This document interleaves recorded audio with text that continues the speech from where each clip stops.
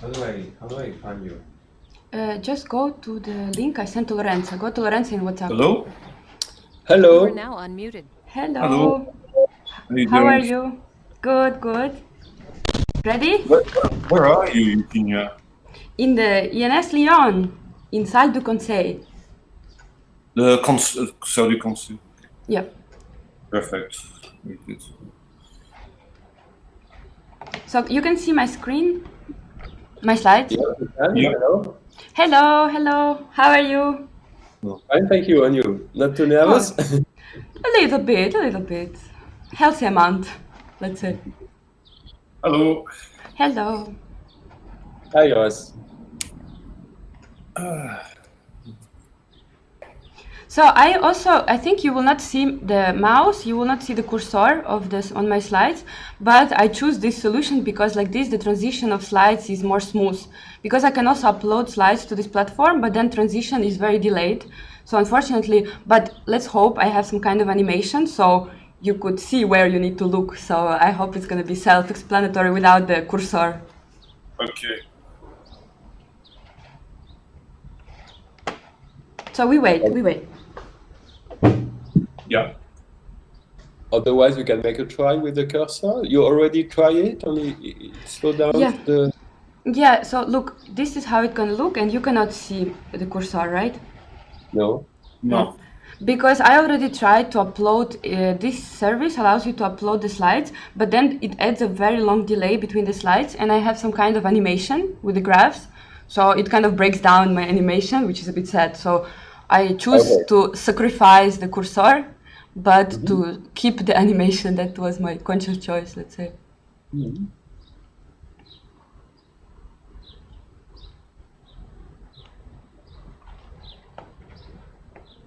So at first, I had a problem to connect. This is because the pop-up window was blocked. So it may happen to other people. Yeah, because it's in browser and you need to allow the browser to access all your devices and to have pop-up windows and Yeah, Yeah. but the pop-up window, the message was very small. So hidden. Yeah. you didn't see it at first. Yeah, unfortunately, ENS asks us to use this service, and we cannot use, for example, Zoom or some external service. So we are kind of bound to use this, and it's hosted on the server of ENS. So that's why.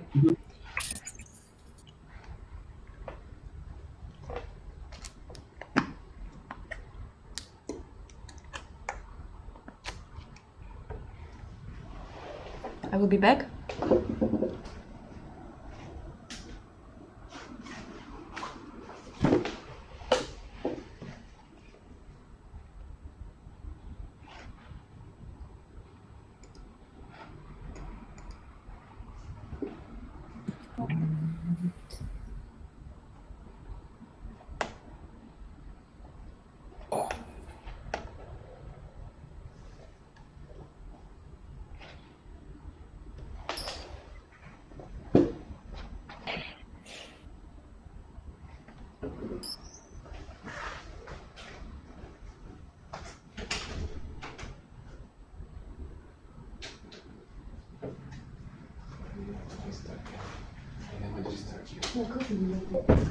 Yeah, it sounds great.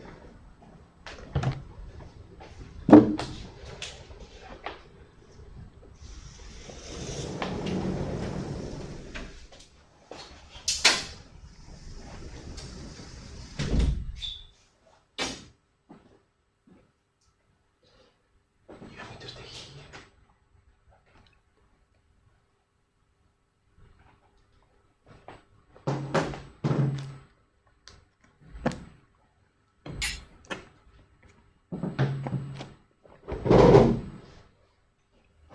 Can you give me my phone? You are now muted. You can also use your phone. You can connect to Eduroam. Of course.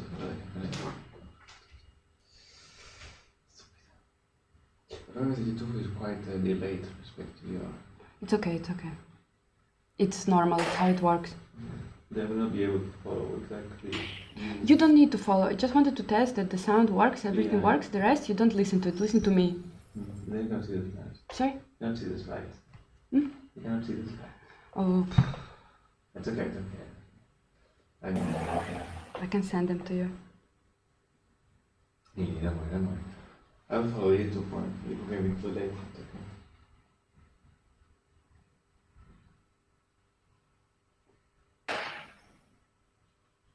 They're not here now? They left? No, they're here, but be careful because this all is YouTube streamed, so what we talk about is not confidential. No. Easy people watching. No, we are waiting for the rest of the jury.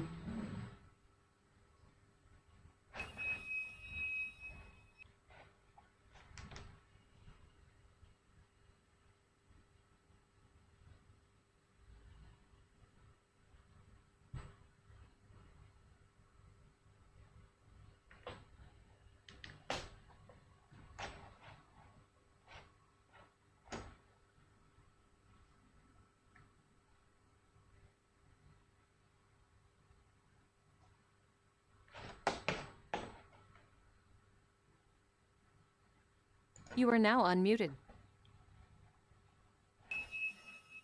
I also wanted to tell you that now I'm making a YouTube broadcast, so all this is broadcasted online as a public defense for my friends and family. Sure. Because also Is it INS... recorded? Sorry? Is it recorded? Can you record it?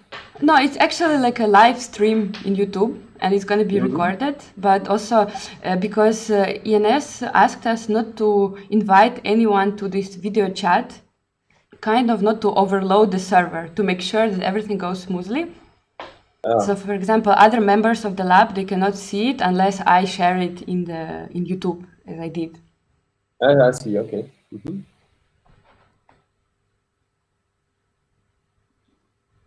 We also have the problem at INRIA that the recommended systems do not are not strong enough when there are many people.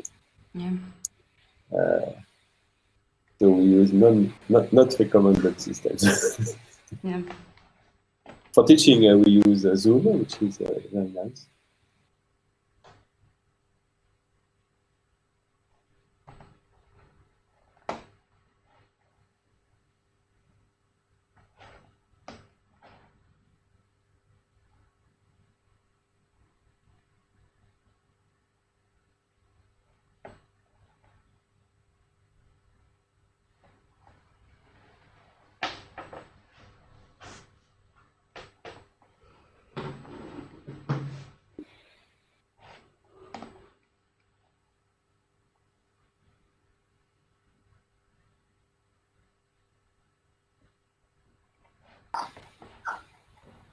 You are now muted.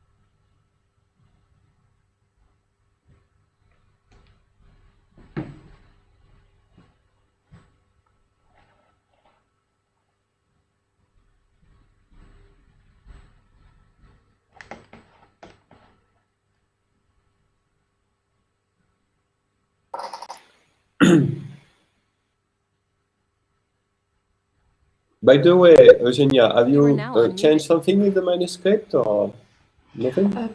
Just very minor changes. I fixed some typos, I added some citations, so the manuscript is really almost the same, very minor changes.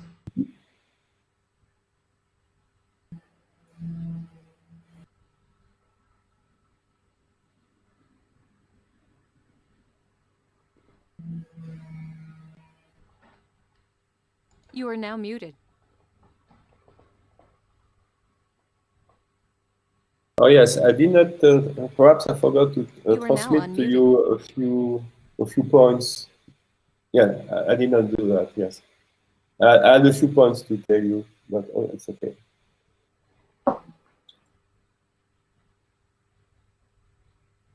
Hello. Hello. Hello, Hi. Eugenia. Hi. How are you? Fine. I'm fine. I'm fine. Hello. Nice to meet you. I mean, meet you virtually, but Yes. nevertheless. Yes, nice to meet you too. Thank you very much for coming. Thank you very much for agreeing No to be in the problem. jury. No problem. I mean, of course, this way I did not have to travel all the way to your place, but okay. Would have been nicer to have it in person, I guess, but Of course, of well, course. Yes, yes. this is how Yeah, things and on work the other nowadays. side, yes, on the other side, it makes it easier organization of the, because you need Yes, to of course. make sure, hello, hi, Hi, hi, nice to see you. I see you too, even though through screen, as See you you, were yes, just yes. discussing.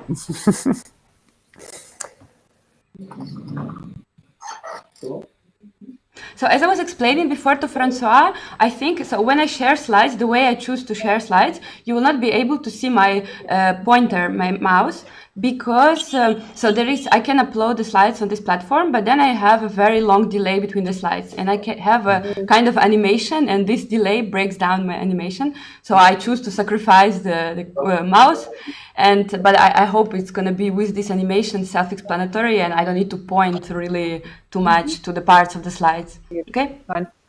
Okay, although right now I just see a sign that just circles and I do not see the slides yet. And like this, can you see the slides? Not yet, no. Oh, it's interesting because I already shared them. I can see the slides, so Okay. Maybe. Yeah, I mean, I see this big blue button sign that just says that something is happening. So there's two arrows.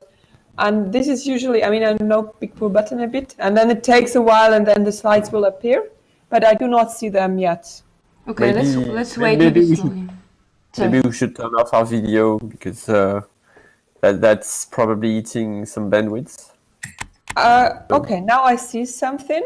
I see the bienvenue sur la conférence de l'ENS de Lyon, but this is probably not what you want to Yes, share. yes. I just tried to start sharing slides again, so I turn it off and I turn it on, Okay. just in case. Sometimes these things work.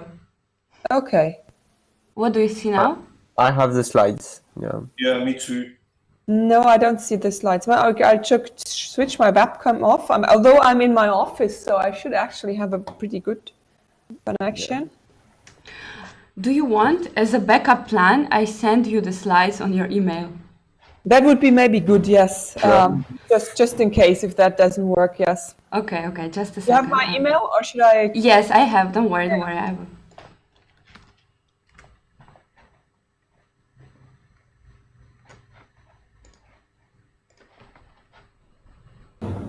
You are now muted.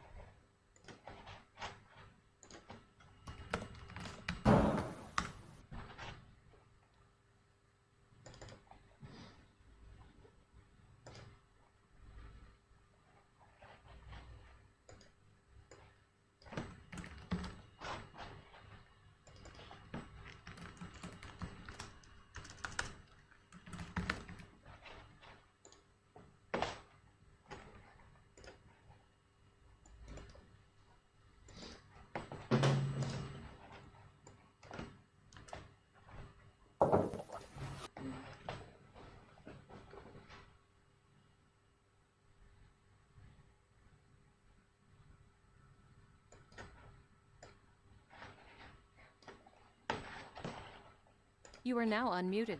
Okay, I sent you the slides. Okay, let me check. I hope they will appear. Oh, that's not very nice that you cannot see them. Yes, it's still. I still see this The button that uploading loads. sign. Yeah, just these two arrows that turn around. But I guess it's fine if I have the PDF. That should also be okay. Okay, I have the PDF, so I can also follow this.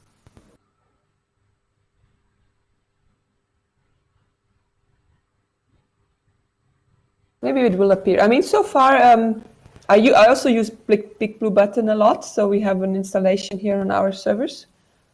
I don't know what this is, but okay. I don't know, as a suggestion, maybe you can reconnect to the call. I don't know if it's... Okay, maybe I can do this because we're not here yet. I'll try this one. Yes, we are still waiting for Glenn, so it takes some time and maybe... Okay, I'll do this. Thank you. Eugenia, I've not received the slides. I think it's good you send them to everybody. Okay, if you say so, no problem. 5 seconds. Just in case. Yeah, of course. Yeah, sorry, I sent only to Barbara.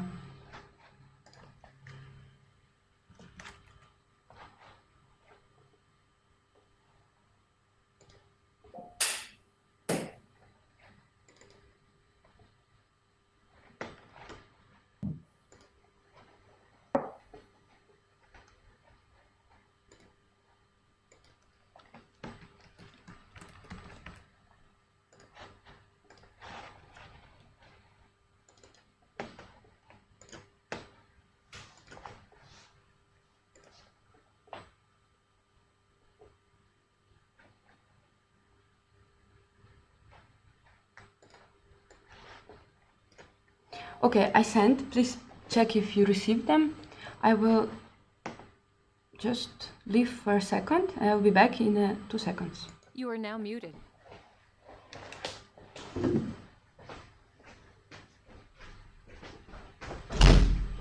Yeah.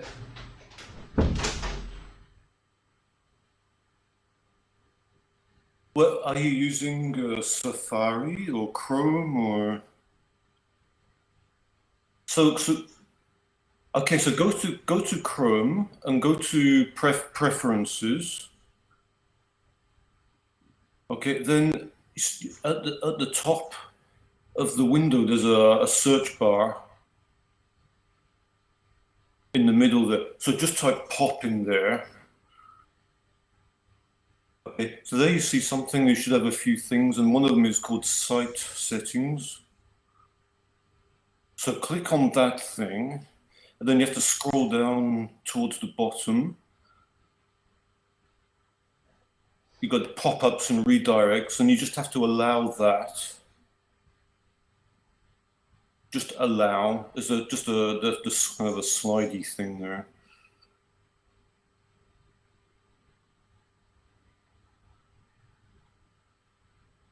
Excuse me, I did not fully get the explanation. Did this concern some other problem, or?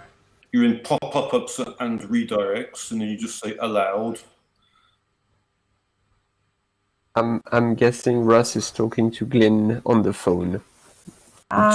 Just it's about this pop-up. Okay. Lin and the password, and probably I also had the same problem. And when I think about it, the very first time I used this thing, I also had this problem. It's probably just that. If I try it now, I'll stay on the phone and yeah. You are now unmuted. Hi, my problem did not resolve, but I think that's fine. I mean, I can follow. I have the slides, so. I just don't know how you will know that I changed the slides. Maybe I will... Yeah, I guess probably. I think I can probably infer this when you change the slides. I will click space very loudly. Exactly.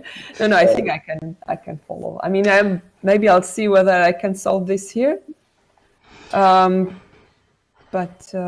Okay, let me try another solution. I think I can maybe try to upload them and sacrifice my animation, have a pointer, and maybe you can see them like this.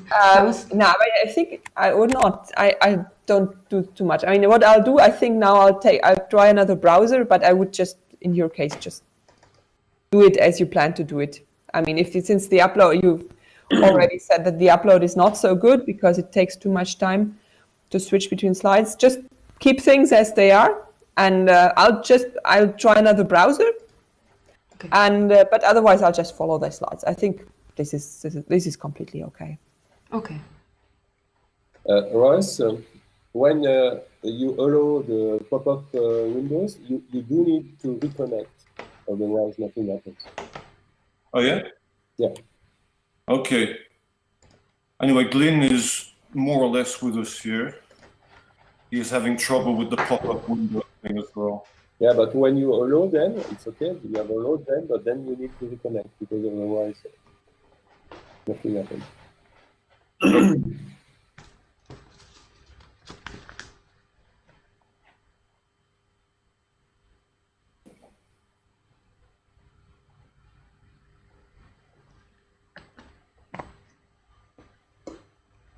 Oh, now I see the slides. Okay, good.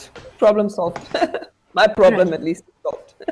It's great, great. I just again stopped and started sharing again.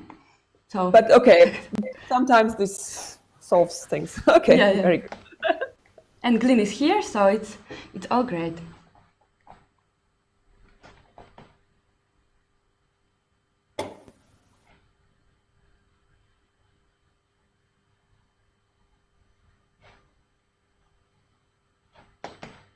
You are now muted. Hello, Glyn.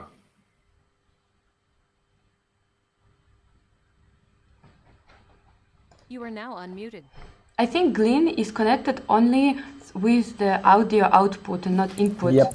I think there should be some settings of enabling the microphone and also allowing the browser to use the microphone. It's again the same kind of, for example, I use Firefox, and on the left corner where you have address bar, you can click on the options and you can allow microphone.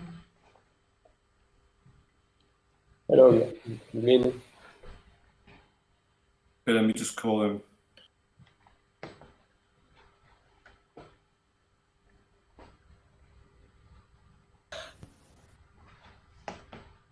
You are now muted.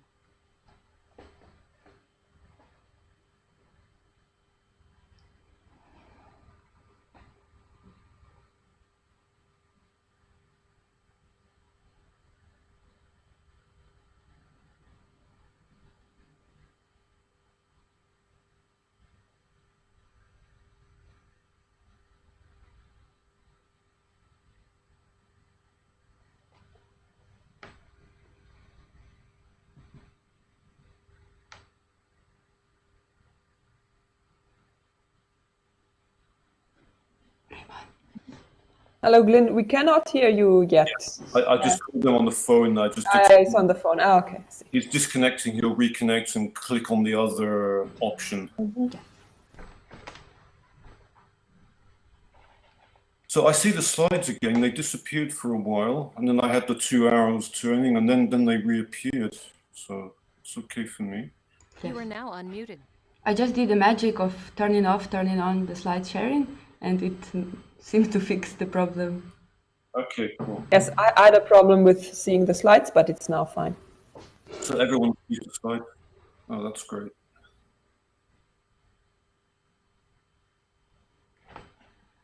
You are now muted. But can you show the next slide? Because I'm not sure we see the entire slide. Just have a doubt now. Now it's very good. Oh, this is fine. Okay.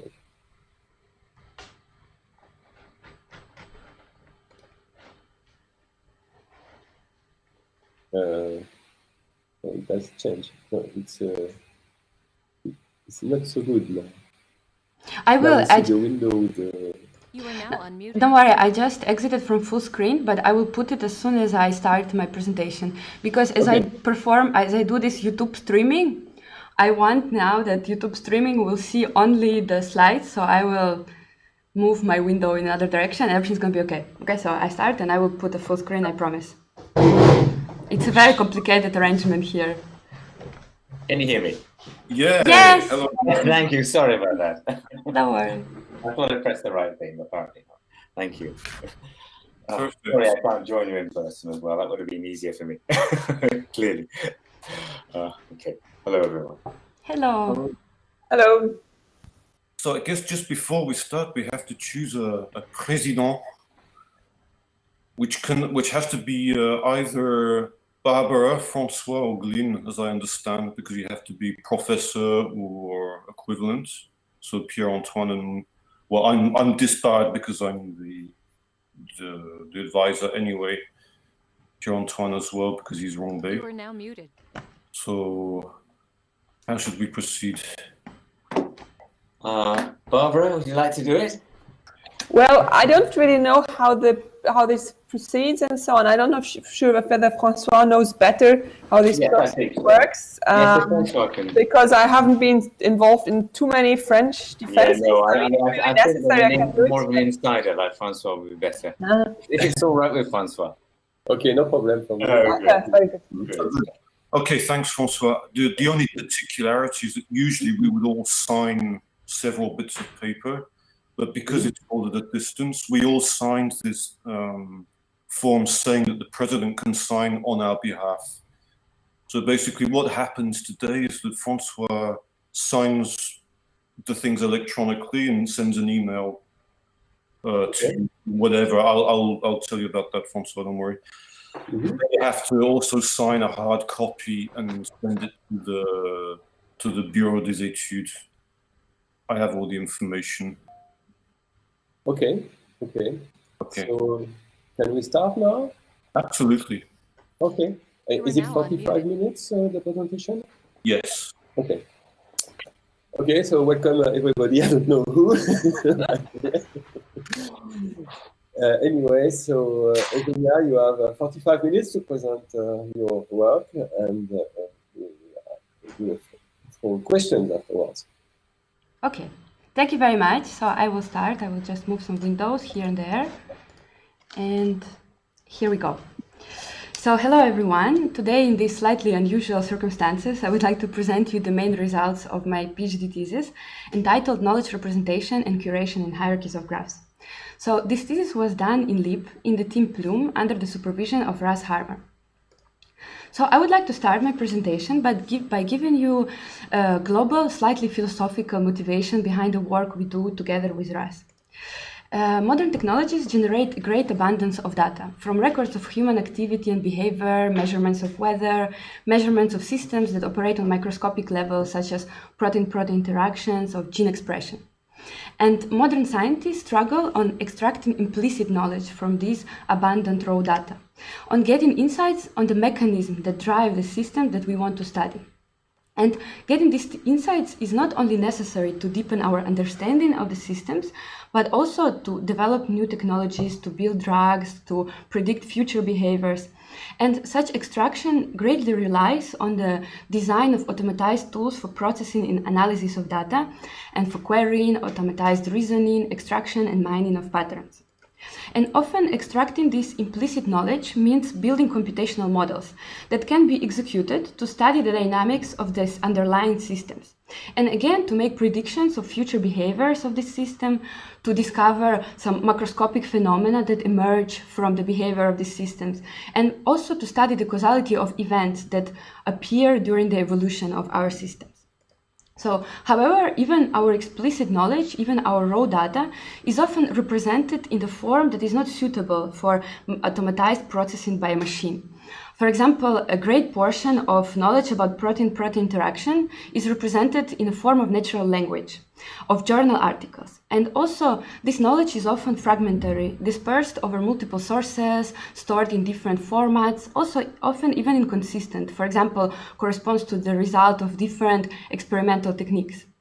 Therefore, there is a need for adequate machine-readable knowledge representation and for some automatized tools for knowledge curation.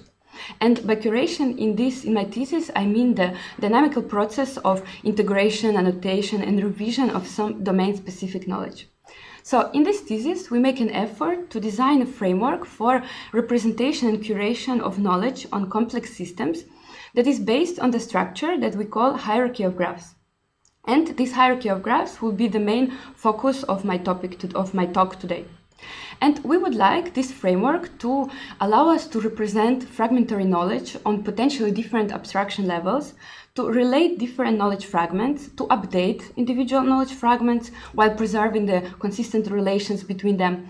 And finally, we wanted to allow us to maintain the history of knowledge updates, as well as multiple versions of our knowledge corpora. So alongside with the theoretical framework for knowledge representation and curation that we develop, we have developed two major applications. So the first application tackles the problem in the community of graph databases, and it proposes a model for data schema coevolution. The second application addresses a problem in computational biology and proposes a framework for curation of biological knowledge on cellular signaling. And we also developed three software tools, so the regraph Python library that implements our general purpose knowledge representation and curation framework, then the Kami library that proposes this biocuration framework for cellular signaling, and finally Kami Studio, a standalone tool, so the environment for Kami for biocuration. So let me proceed to the main part of my talk. Let me introduce you hierarchies of graphs that form the base of our framework. And to be slightly complementary to my manuscript, I would like to make this presentation rather high level and present you rather intuitive ideas behind our framework and not go into a lot of technical details that can be found in the manuscript. So let us recall the statement I made in the introductory part. So what we want to build a system for knowledge representation that allows us to. So it would allow us to represent knowledge on complex systems. So we want to be able to efficiently represent knowledge on entities and relationships. We want to be able to equip entities and relationships with attributes that could be used, for example, to represent internal state, properties of entities and relationships. We want to be able to divide our knowledge corpus into distinct knowledge fragments. And finally, we want to relate entities and relationships from different fragments in some consistent way. So how do we do that? So we use the natural model of graphs to represent entities and relationships. Then we equip nodes and edges of our graphs with dictionary attributes that would represent these internal states or properties. And then we divide our knowledge corpus simply using different graphs, and we relate knowledge from different graphs using graph homomorphisms, so functional maps from nodes and edges of one graph to another graph. And therefore, the main structure of our interest is a hierarchy of graphs. So what we would also like to be able to do is to have some kind of an infrastructure for curation of knowledge. So we would like to have some rigorous mechanism that would allow us to update individual fragments and keep and preserve the consistency and structure of our hierarchies. We also would like to be able to accommodate a traceable history of knowledge updates and also have some efficient way to store multiple versions of our knowledge corpus. So we adopt the techniques from graph rewriting for graph transformations, and we design mechanisms for propagation of graph transformations along the homomorphisms. And we also build an audit trail system that operates on our main structure of interest, so on graph hierarchy. So let us introduce what is a graph hierarchy. A graph hierarchy is a simply directed acyclic graph whose nodes are graphs, whose edges are graph homomorphisms, such that all paths from the same source graph to the same target graph are equal. So let us briefly recall what are graph homomorphisms. So graph homomorphisms are simply functional maps that map nodes and edges of one graph to another that preserve the edges consistently. So an edge in the source graph maps to the edge in the target graph between the images of the source nodes. And now I have mentioned that we would like to equip our graphs with attributes. So we want to assign some dictionary structures to nodes and edges. And if we do so, we need to slightly modify our definition of homomorphism. So we additionally require for attributes to be preserved. So we require that the source graph element, like node and edge, the attributes of the source element is a subdictionary of the attributes of the target element. So let us see a couple of small examples of graph hierarchies. So the first and the most elementary example is often called typed graph in the community, and it's given by two graphs, graph G typed by graph T, And graph T on the bottom defines kinds of nodes and edges that can exist in graph G. So in this example, we have circular and squared node, and now graph G has multiple instances of these circular and square nodes, and has only edges that are allowed by our type in graph T. Now the second and slightly more elaborated example consists of three graphs. So here we have graph G typed by graph T, graph G typed by graph S, who is also typed by graph T. And in this case, in this example, we have the same graph T that defines circles and squares. Now graph S slightly refines this typing and defines two kinds of circles and squares, orange and blue. And now our graph G has multiple instances of these orange and blue circles and squares. So now this is the first and the most elementary example where our consistency condition plays an important role.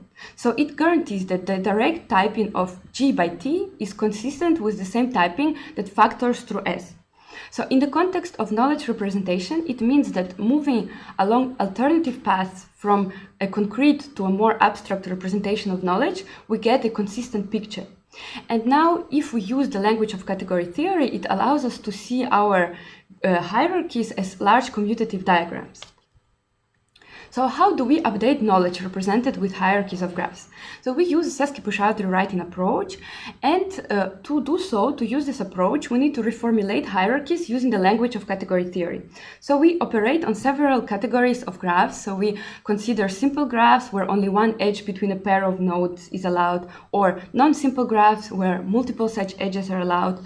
Then we also consider categories of graphs equipped with attributes, whose nodes and edges are equipped with these dictionary structures.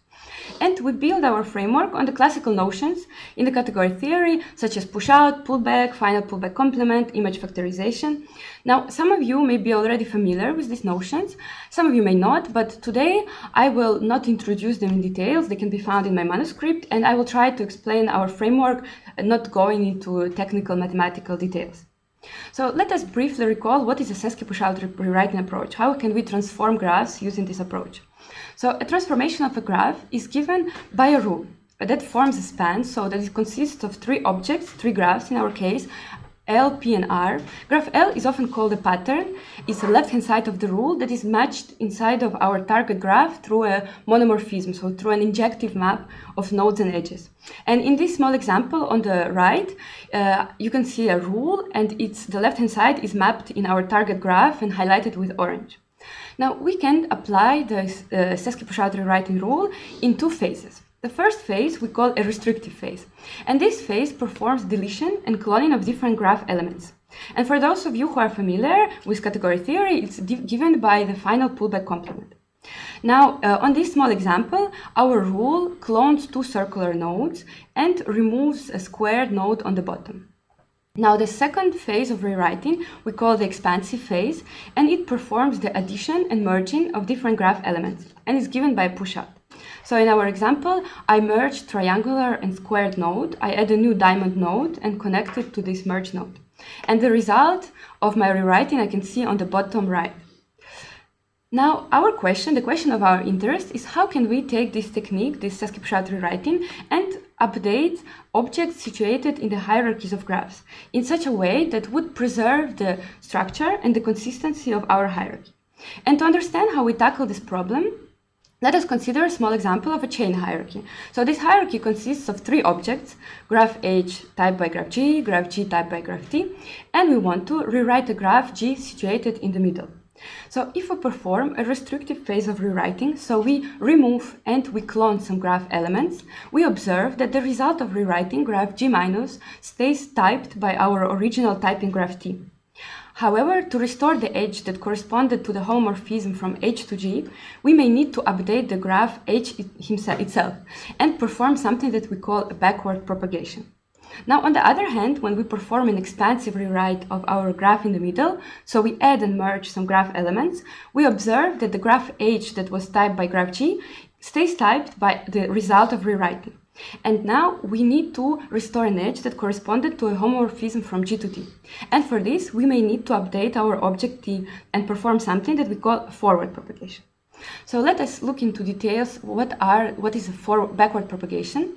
So backward propagation is defined given a hierarchy H from H to G, as in the previous example, and the restrictive rewrite of G. So rewrite that performs removal and cloning of graph elements. So if we remove elements in G, we propagate these changes to H. So the removal of types induces the removal of all the instances of these types in H, because graph G was type in graph H. Now, if we clone elements in G, we have some freedom of choice, so we can implement multiple scenarios of backward propagation. First such scenario we call a canonical propagation, and in this scenario we clone every instance of a clone type. So in this example on the right, I take graph G and I select a circular node and I clone it into 2 semicircles.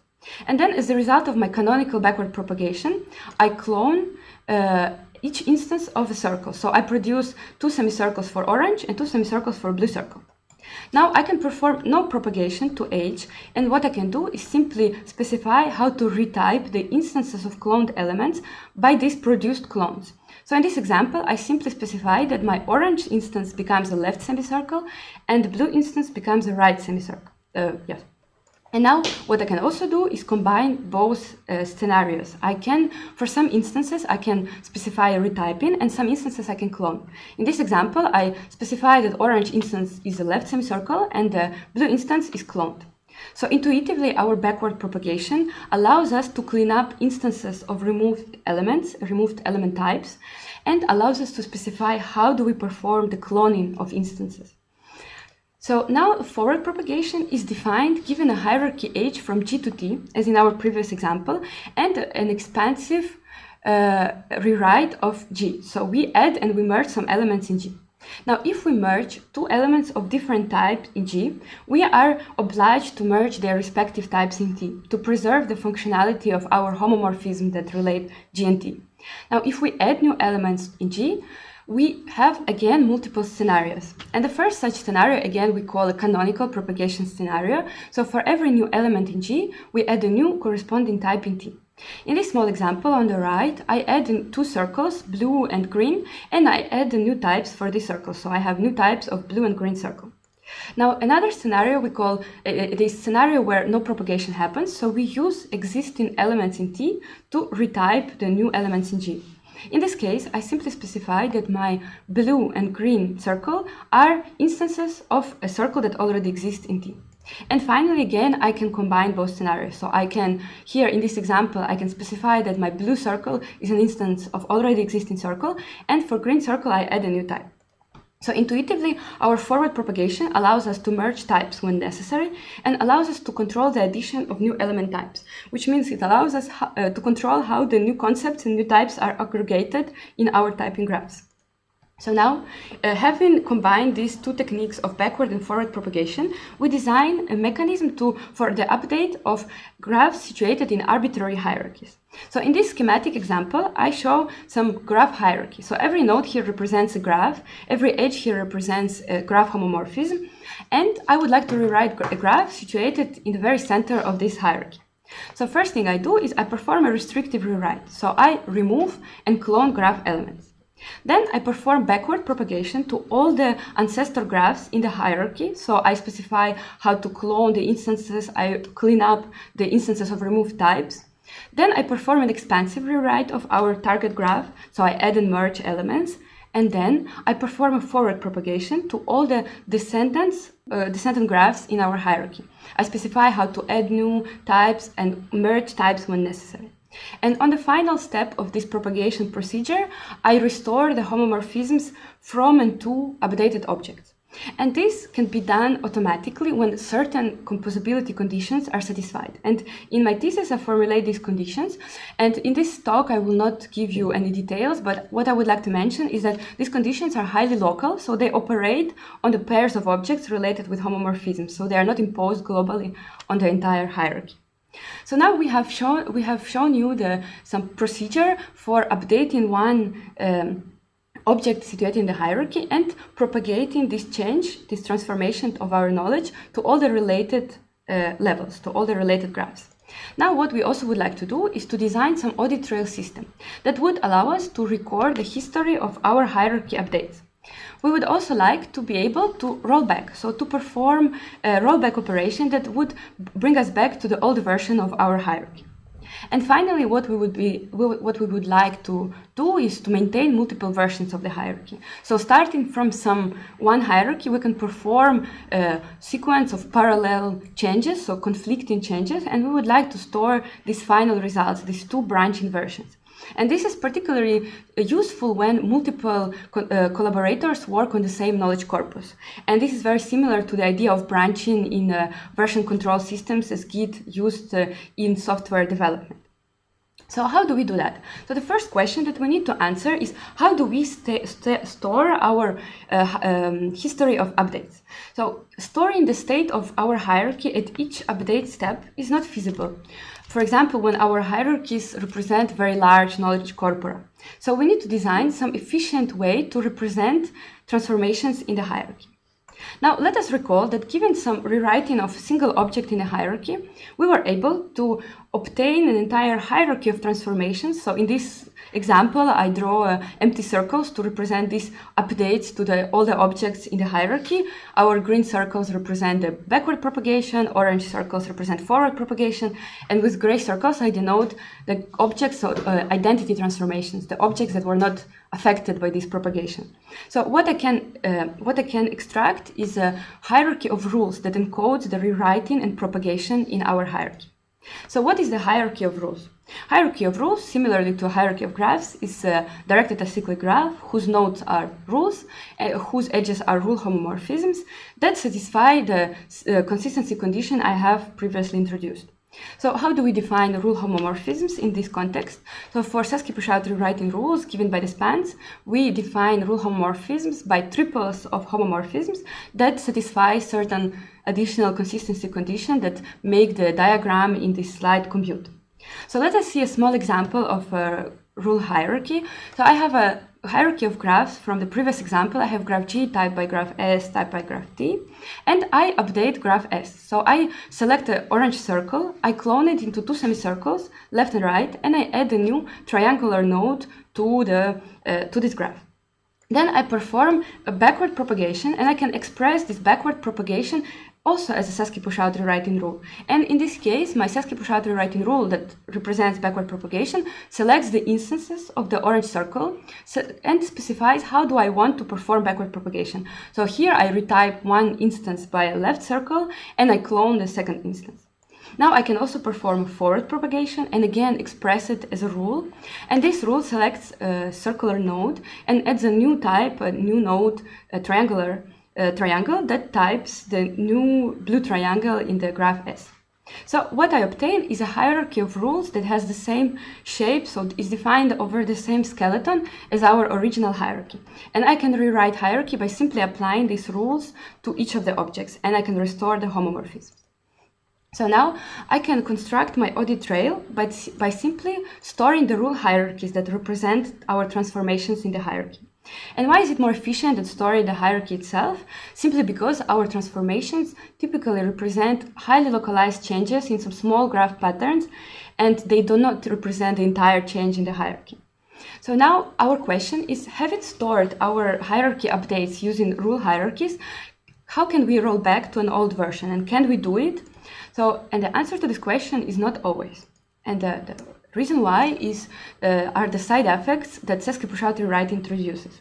It is well known in the community of graph transformation that Sasky-Puchout rewriting introduces some side effects on graphs. So, for example, removal of a node induces the removal of all the incident edges, independent whether these edges are selected by the rule, mentioned in the rule or not.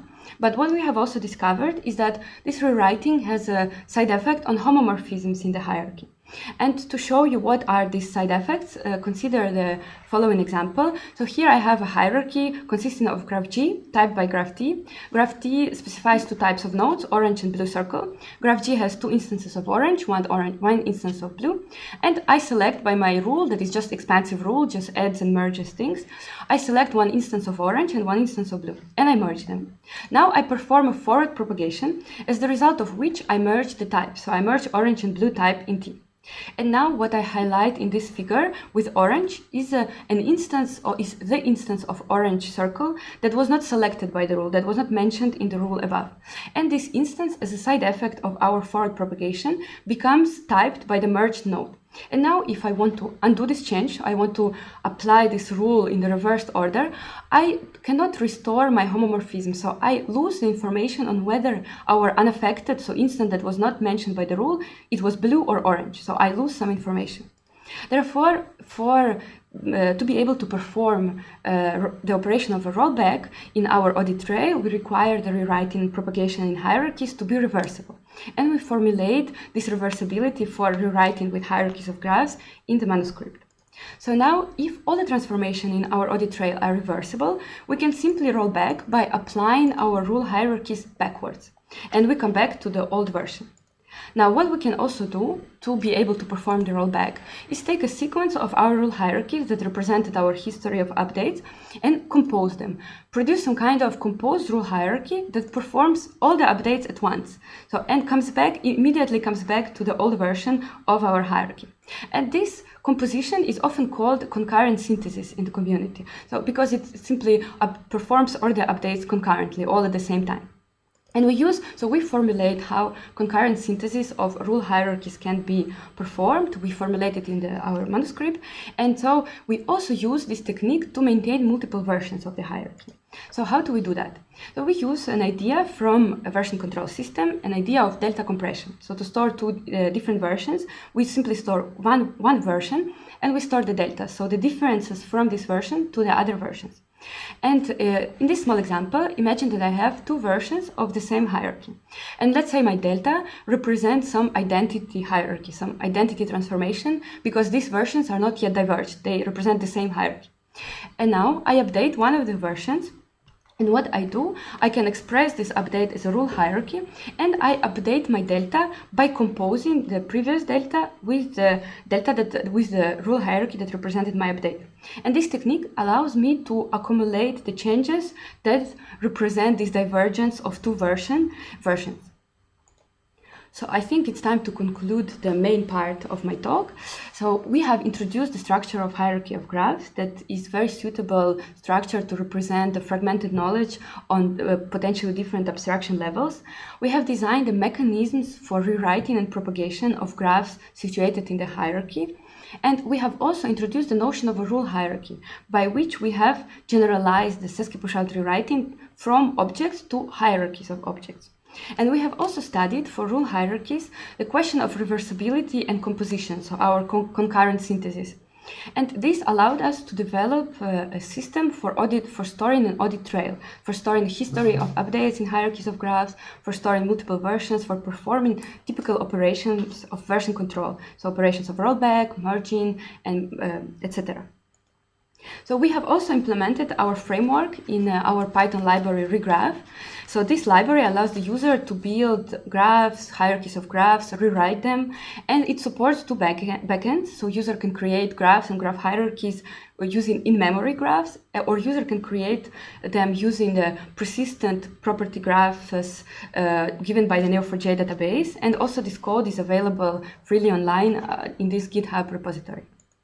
So let me proceed to the first application of our framework, namely the design of schemas for property graphs. So what is a property graph data model? Property graph data model underlies the majority of modern graph databases. It is a very simple model that says that we can store our data as a graph, as a set of nodes and edges.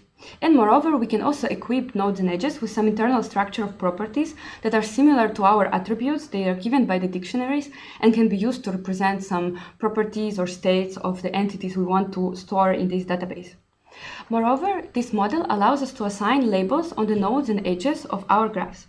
And such labeling allows us to split the nodes and edges into separate sets that are often interpreted as types. So looking at the sets of labels of nodes and edges, we can have some idea of the shape of our data. So which kind of nodes, which kinds of edges we have in our database. And this gives us a sort of prescriptive schema, sort of descriptive schema, so a schema that reflects the shape of data. However, in the classical notion of schema that originates from relational databases is prescriptive, in a sense that it does not only reflect the shape of data, it also forces the data to respect this shape.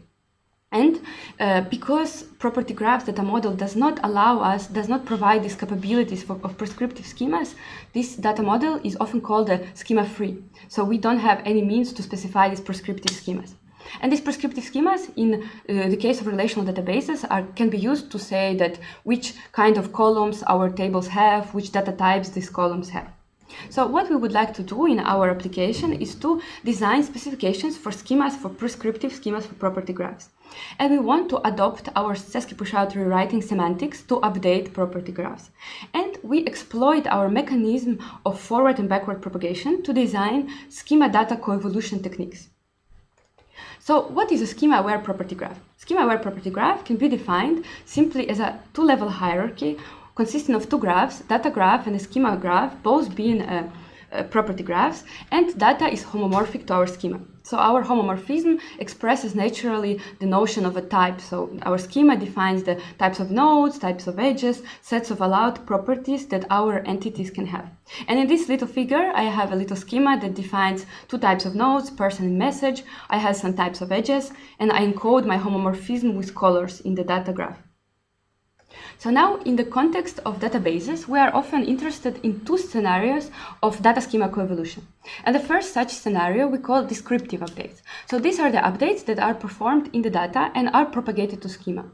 This scenario is particularly common when we operate on not yet mature schema. So our schema needs to be gradually, incrementally built up upon the arrival of new data instances.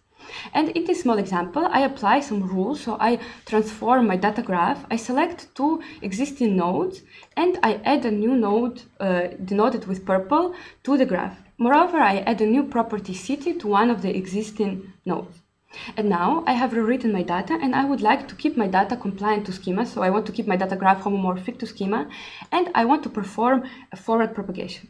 So first, I observe that I know the types of existing elements. Now what I observe also that one of the existing elements has a new property that is not allowed by the set of properties of the message. So in this example, I add a new property city, and it's not in the set of allowed properties of the message.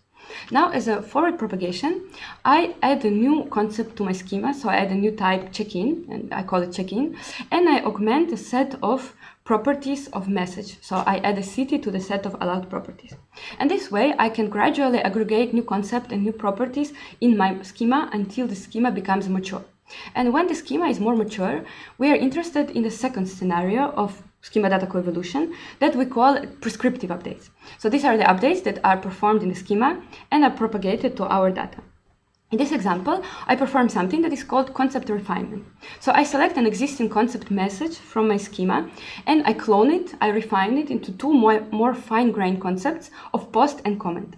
So I perform this update in my schema, and now I would like to update my data. So I would like to perform backward propagation and keep my data compliant with the schema. And in this example, I observe that my message instances have some property that can indicate whether they are post or comment. So I use these properties to specify the retyping of some of the instances. But I observed that one of the instances does not have, so it happened that it does not have the property type, so I cannot decide whether it's post or comment. So as a result of my backward propagation, I produce two instances, one for post, one for comment, and this way I avoid losing the loss of data. So I perform the cloning of this instance, of this unknown instance. So in the conclusion of this section, we have proposed a model for schema-aware property graphs, where schemas can be seen as property graphs themselves, and the relation between data and schema can be expressed naturally using the notion of a graph homomorphism. And this expressing this relation as a homomorphism allows us to use our techniques from graph rewriting and to perform this data schema coevolution, as the result of which we can keep our data compliant with schema at all times. We have also built a prototype system of these schema-aware property graphs in the Neo4j database, and they are implemented as a part of our regraph library. So I would like to proceed to the third part of my presentation. I would like to present you the second application of our framework to the biocuration of cellular signal. So let us see, what is cellular signaling? Cellular signaling is a mechanism through which cells communicate with the environment and between themselves. So this cellular signaling underlies the most essential processes in the living cell, from the response to environment, change of their internal states, to their proliferation and death, and it emerges as the result of thousands of protein-protein interactions that happen concurrently and that form complex functional networks. And the complexity of these systems makes them very hard to model them. And this modeling challenge arises not only on the stage of model on the simulation analysis, it also arises on the stage of model building. So the amount of agent species that take part in these interactions that form cellular signaling is so astronomical that the model becomes simply impossible to write down. Moreover, these models are needed to be they need to be incremented gradually. So this model should be updated on the arrival of new knowledge about protein-protein interactions. So there is a need for an intermediate tool that would allow biologists to curate knowledge, to curate the incoming knowledge, to change the existing knowledge and its interpretation, and to automatically build dynamical models of signaling from this knowledge. So we propose a biocuration framework that is based on our knowledge representation system that allows the biologists to aggregate individual protein-protein interactions into some coherent corpora, to instantiate the knowledge present in a corpora into different cellular contexts, for example, different cell types, mutant or wild-type cells, etc. And finally, it allows the biologists to automatically generate executable models directly from the knowledge. So in this schematic example, you can see the pipeline of CAMI. So the individual protein-protein interactions, PPIs, are fed to the aggregation engine that assembles them in a coherent corpus. So this corpus contains some kind of a global roadmap of all the entities and interactions that are known to the system. Then we use the definitions of different protein variants in different cellular contexts, for example, different splice variants, mutant variants, to instantiate, to reuse the knowledge present in the corpus for generation of different concrete models. So in this small example, I show some models, let's say, for muscle cells, blood cells, and neurons. And then these models can be directly converted to executable models, to rule-based models, or ODEs, when ordinary differential equations, when it's feasible. So the knowledge representation system of CAMI represents the protein-protein interactions with small graphs that are typed by a graph that we call action graph. So this action graph defines all kinds of entities and actions and their structural elements that are already known to the system. And it gives us this global roadmap that I have mentioned previously. And this mapping of this typing of nuggets by the action graph allows us to identify different entities and actions mentioned in the individual protein-protein interactions. So in this example, our first nugget on the left, the main agents of the interaction described by this nugget are actually the instance of the same type of the agent, some product of the EGFR gene. And in the second example, for example, two green nodes map to the same binding action. So they are identified as the same interaction mechanism. I will explain you in more detail how we exploit this identification. So now the nodes of, you see the colors of nodes of nuggets and the action graph, they encode the mapping they are typing by the little hardwired graph that we call the meta model. So the meta model defines the syntaxes for our knowledge. So it defines which kinds of entities we can represent. So we can represent different kinds of interactions like modification and binding, different structural elements of proteins, regions, residues, their states. And as you may notice, this light blue node, the main agent of interaction in CAMI, is called a protoform. So it's not a protein, it's a protoform. So the protoform represents a neighborhood in the space of all protein products that one gene can give rise to. And therefore, the knowledge representation used in CAMI is decontextualized. So the nuggets encode not protein-protein interactions, they encode potential protein-protein interactions and the necessary conditions for these interactions to happen. So this interaction can happen or not, depending on whether the products satisfy some necessary conditions specified in the nuggets. And we can see a small example in a second. So under under the hood, the Kami operates on a graph hierarchy. So our corpus is actually a graph hierarchy that has the following shape. The left branch of this hierarchy gives these knowledge components that I have presented, so a collection of nuggets typed by the action graph, typed by the meta model, and the rest of the graphs represent some built-in knowledge, some background knowledge that we use for our aggregation and instantiation processes. And today I will not give you details on these background components, but you can find more details in the manuscript. So let us finalize this third part of my talk by giving you a small example of how we use backward and forward propagation to perform the aggregation and instantiation of knowledge in Kami. So in this example, we can see a small action graph, so our roadmap that defines the three kinds of entities. We have three kinds of protoforms that are given by genes EGFR, SHIC, and GRAB, some structural elements, some actions that they can perform.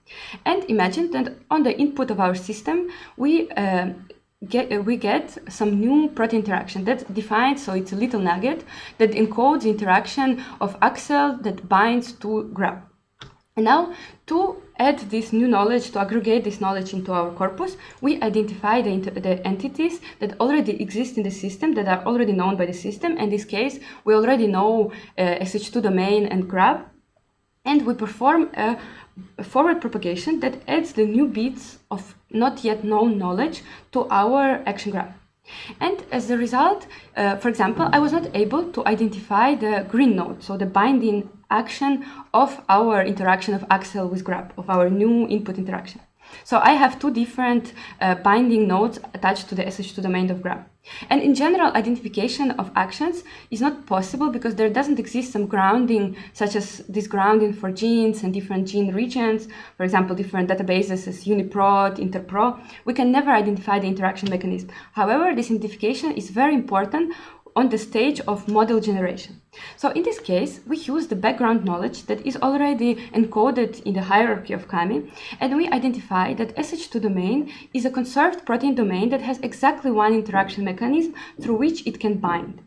And so we perform another extra update that we call a semantic update, and we merge the action of the SH2 domain. So now, as a side effect of such a merge, all the nuggets whose actions, whose green squared nodes map to this merge node, they will represent the instances of the same interaction mechanism of SH2 domain of GRAB. And it has a very important implication on the dynamics of the models that we generate. So it would mean that all these nuggets, they express the interactions that compete for the resource. So they compete for the SH2 domain, and therefore they cannot happen at the same time. So now, an example of a dual process that we implement in Kami, a process of instantiation, so the reuse of knowledge in different contexts. And this process is based on backward propagation. So in this figure, I have my action graph from the previous example, and on the top right, I have a definition of a protein graph, of two products of a protein graph. It is encoded as a rewriting rule, as an expansive rewriting rule, restrictive rewriting rule that clones and removes some elements. So it defines that this definition tells us that GRAB has two protein products, one of which preserves SH2 domain, and another one loses it. So it's a splice variant that does not have SH2 domain. Now, having encoded this definition as a rule, we can apply it to the action graph, and we can perform a rewriting, as a result of which I obtain two kinds of products of GRAB, one with SH2 domain, one without SH2 domain at the bottom. And as you may note, I have changed the color of my nodes. And by changing these colors, I wanted to represent the change in the interpretation of the knowledge. Now, our agents of interactions are not these protoforms, these spaces in the sequence of all products of a gene. They represent the concrete protein products, so they represent concrete proteins. And this I represent by changing the color of the node. So now let us have a look at the previous nugget that we have previously added to the system, this interaction that says that AXL binds to GRAB. So I perform a backward propagation, and I perform cloning of our GRAB into two products of GRAB. So one of them now keeps the SH2 domain, and one becomes disconnected, so it does not have SH2 domain. And as a result of this instantiation, now my system knows that the interaction described by the nugget can be realized only for the protein product that has the necessary conditions. So he preserves the resource that is needed for the interaction to happen. While the second protein, the splice variant, loses this interaction. So this this interaction cannot be realized in the system where these two products are present. So now I will conclude on this third part of my talk. So we have designed, using our knowledge representation and curation framework, we have designed a pipeline for knowledge curation that allows us to automatically generate the models, signaling models, from knowledge. And we have proposed a decontextualized representation of knowledge that allows us, first of all, to conceptualize the notion of interaction mechanisms, and also allows us to reuse the knowledge in different contexts. So allows us to aggregate knowledge and then reuse it for different concrete signaling models. So we have also implemented this framework as a part of some software. So we created the Python library Kami that provides this pipeline, and we have also designed a web-based environment, so graphical interface for Kami that we call Kami Studio. So now I think it's time for me to draw global conclusions to my talk. So what we have done in this thesis is we have designed a structure called hierarchy of graphs, and we have shown how it can be used to build a representation and curation framework that is particularly suitable for representation of knowledge on complex systems. We have designed mathematical mechanisms that allow us to update knowledge, to perform the audit of these updates, and we have also built the two major use cases of this knowledge representation and curation framework, and one of them operates in the domain of graph databases. It proposes the schema-aware property graph data model, and the second one proposes a framework for biocuration of cellular signaling knowledge that bridges the gap between the knowledge and the dynamical models. And of course, a lot of future work remains to be done. I have put a couple of points in this slide, but I will mention just a couple of them. So first of all, for hierarchies of graphs, we still need to study a lot of classical topics in graph rewriting, how they generalize to hierarchies of graphs. We have also didn't tackle the problem of undo operation in our audit trail. This undo operation is known in this version control, such as Git, as a cherry pick operation. So it would be nice to have a sequence of updates, be able to select any elementary individual update in this sequence and simply try to undo it. This is a very complicated question that is related to the causality of graph rewriting, and it's it's really complicated by the fact of presence of this propagation backward and forward in the hierarchy. And then for schema-aware property graphs, it would be interesting to exploit how we can use richer hierarchies in this context, how we can use, for example, 3-level hierarchies to represent maybe graph views, or we can exploit these richer structures of hierarchies. And finally, Kami, of course, Kami is, there is still a lot of work remains to be done to make a Kami a really mature, powerful biocuration tool. And one of the things that I would like to mention is the integration of Kami with the Kappa platform. So it would make a real powerful rule-based modeling platform. The association with Kami and Kappa would allow us also to perform some kind of, to connect this pipeline into a chain and be able to not only go from knowledge to the models, but also, for example, feed the knowledge from the models back to the Kami. So this would be very interesting to implement it. And I think I will conclude on this note. You can see here some references. Thank you very much for your attention, and please ask me some questions. Okay, thank you, Eugenia, for showing us different facets of your thesis. So we'll start questions with Glyn Winskell, who was a reviewer of the manuscript. Yeah, thank you very much, Eugenia, for an impressive piece of work and a very nice talk. It's been a while since I've actually worked on, graph rewriting and biological systems and so on, but one of the first questions I have is just to do with the choice of sesqui pushouts rather than double pushouts and all the rest of it, or in particular why you chose not to use pushouts of partial orders, so pushouts of partial maps between graphs. I think it's because of the no cloning. You wanted cloning, but I think maybe you can just confirm that. Yes, exactly. So for us, the operation of cloning is a very important operation. As you have seen it, we really use it extensively to perform the data schema coevolution. In our biocuration framework, we use it for this to provide this powerful feature of reuse, of instantiation of knowledge. And therefore, for us, it's really indispensable to have the operation of cloning, and it's not given by a double push-out or a single push-out rewriting approach. So it's really important for us to have this operation.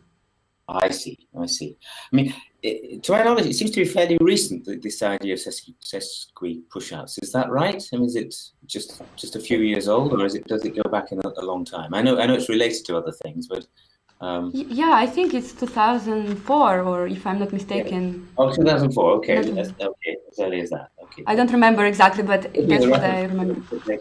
Okay.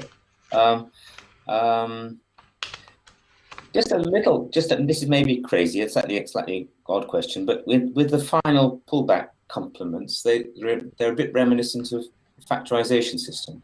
That you talk about maps going one way, and you kind of you find some way of factorizing them in a different way.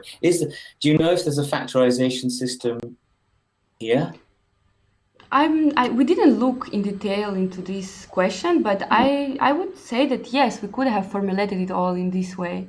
But I cannot give you a very grounded answer on that. I should think about this. But I'm not sure if there's a factorization system. We should look into this. Yeah, you have to characterize the kinds of factorizations you get associated with these fullback complements and final ones in particular. There are junctions all over the place here. As soon as you kind of move from one typing graph to another typing graph, you've got associated, when you've got things of those typings, you've got functors then going between, in both directions actually, which are adjoints, going from one side, going from things of one type to things of another type. How much are you using that? Well, actually, we don't use it, like we don't go so abstractly. We are really, really pragmatic people, and for us, we use category theory on demand, We have like all this, even this framework was born somehow, it was motivated always by the application, and mostly actually by the application to Kami, to this biocuration of cellular signaling knowledge. And of course, it provides us this beautiful system of change of base functor in our slice categories, but we have never actually formulated it in an abstract way, and because it's all very, very pragmatically grounded. And of course, it would be interesting to study it all in the language, more abstract language, and to see how it plays, what beautiful kind of mechanism play there.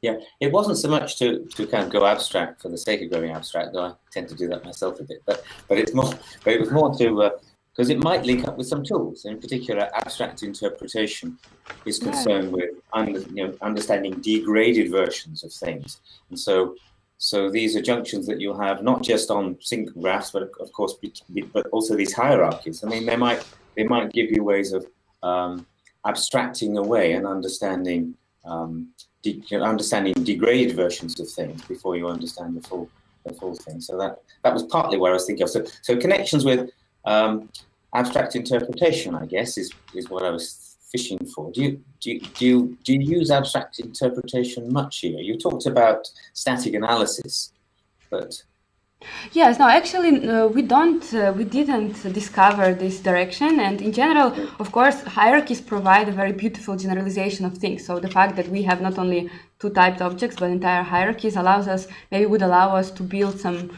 very interesting and find some interesting phenomena in this applied to abstract interpretation. But really, I am not a specialist of that, and we have not really investigated in that direction with RAS. And so far, we have always been focused on this knowledge representation thing. And it seems like a very rich framework that you have. I mean, with these hierarchies of graphs. I mean, I'm not so familiar with the area. So is this a new idea? I mean, I of course, people have been working with limited versions of this, where they're just thinking about typings and, as you say, change of base and things like that. But is this new to your? Does it originate with you? So this idea?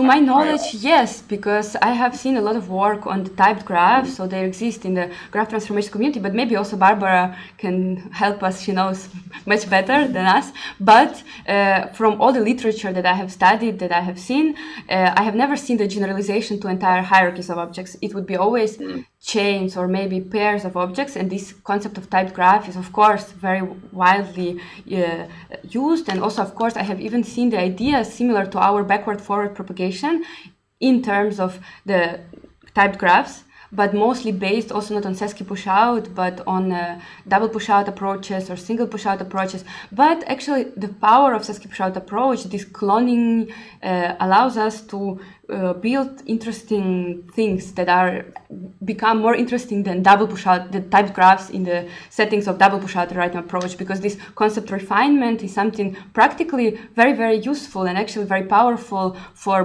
data modeling. And therefore, this the fact that we first use Sesky push-out rewriting approach for this, and second that we generalize it then to entire hierarchies, makes it novel, at least to my knowledge of the things. I may be wrong. Yeah, no, it's a very rich framework that you've got here. And as you say, tying things to practice means it's potentially very important. But I'm no expert in this area, but I can imagine that. Just seeing what else I was thinking about. Oh yes, I think I admitted in my report in your chapter, I think it's chapter 3, where you're talking about schema. Is that? That's another issue where I wasn't quite sure about the state of the art. Is that a new idea? This idea of using representing schema by homomorphisms? No, this is not a new idea. First of all, there are two very widely used models like data models for graph databases. First one is RDF. So it's a slightly different data model that actually it has some difference in internal representation of our data, and there the schemas for RDFs are it's a very developed topic. It's a very standardized thing. There are a lot of tools for schema data coevolution, while for property graphs is a relatively new model, and for the property graphs this not yet exists. And also, even for the RDF, so for schemas, of course it's not a new idea to use the homomorphisms, but to exploit these homomorphisms and use these propagation techniques to perform the coevolution, I think this is novel even for RDFs, if we take this data model. Okay, good. Yes, I think it could have quite an influence on the area then, by the sound of it. Years ago, I was involved with kappa rewriting and stuff like that. That's not been kind of, you talk about the automation of that when you go from the biocuration to automation of generating kappa rules and things like that. How far has that gone?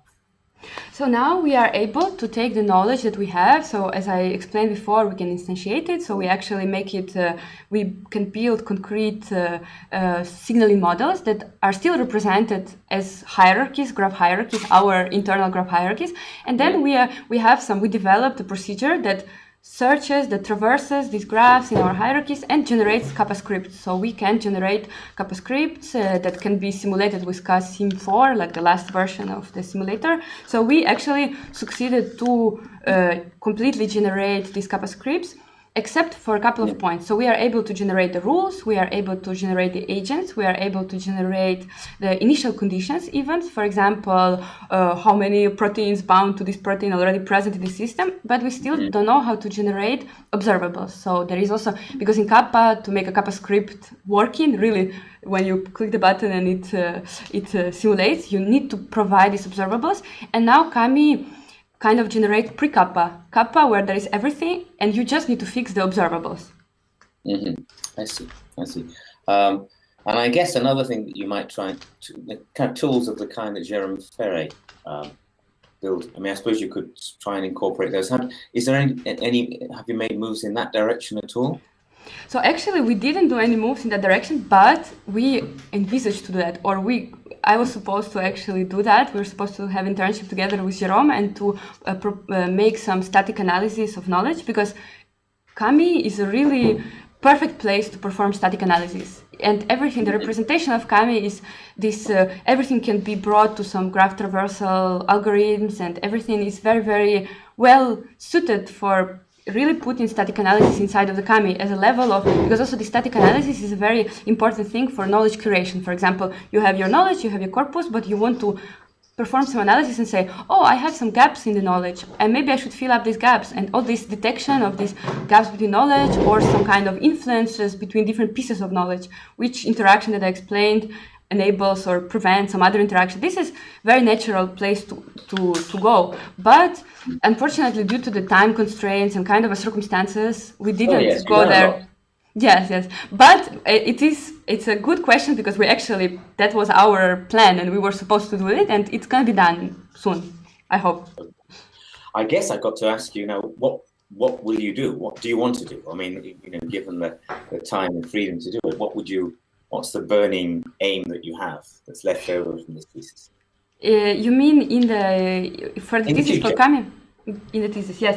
So now what we want to do, we are actually working, so we developed this audit trail, and it works in the generic, so we implemented it, but we have not built a very good use case for this audit trail in the context of biology, because actually that's why we develop it. Because when imagine we have a large knowledge corpus that is created by multiple curators, we want to have this Git, we want to have this version control for multiple curators, adding little pieces, changing, and we want really to build this powerful, nice use case that would illustrate how indispensable to have a version control for knowledge, and how it can be really powerful, also very efficient, very well built for knowledge, which represented with graphs. So this beauty of using graphs also allows us not only to work on the differences between text files, but actually on some semantically meaningful differences like this ASCII push-out rewriting rules or rule hierarchy. So I would say that this would be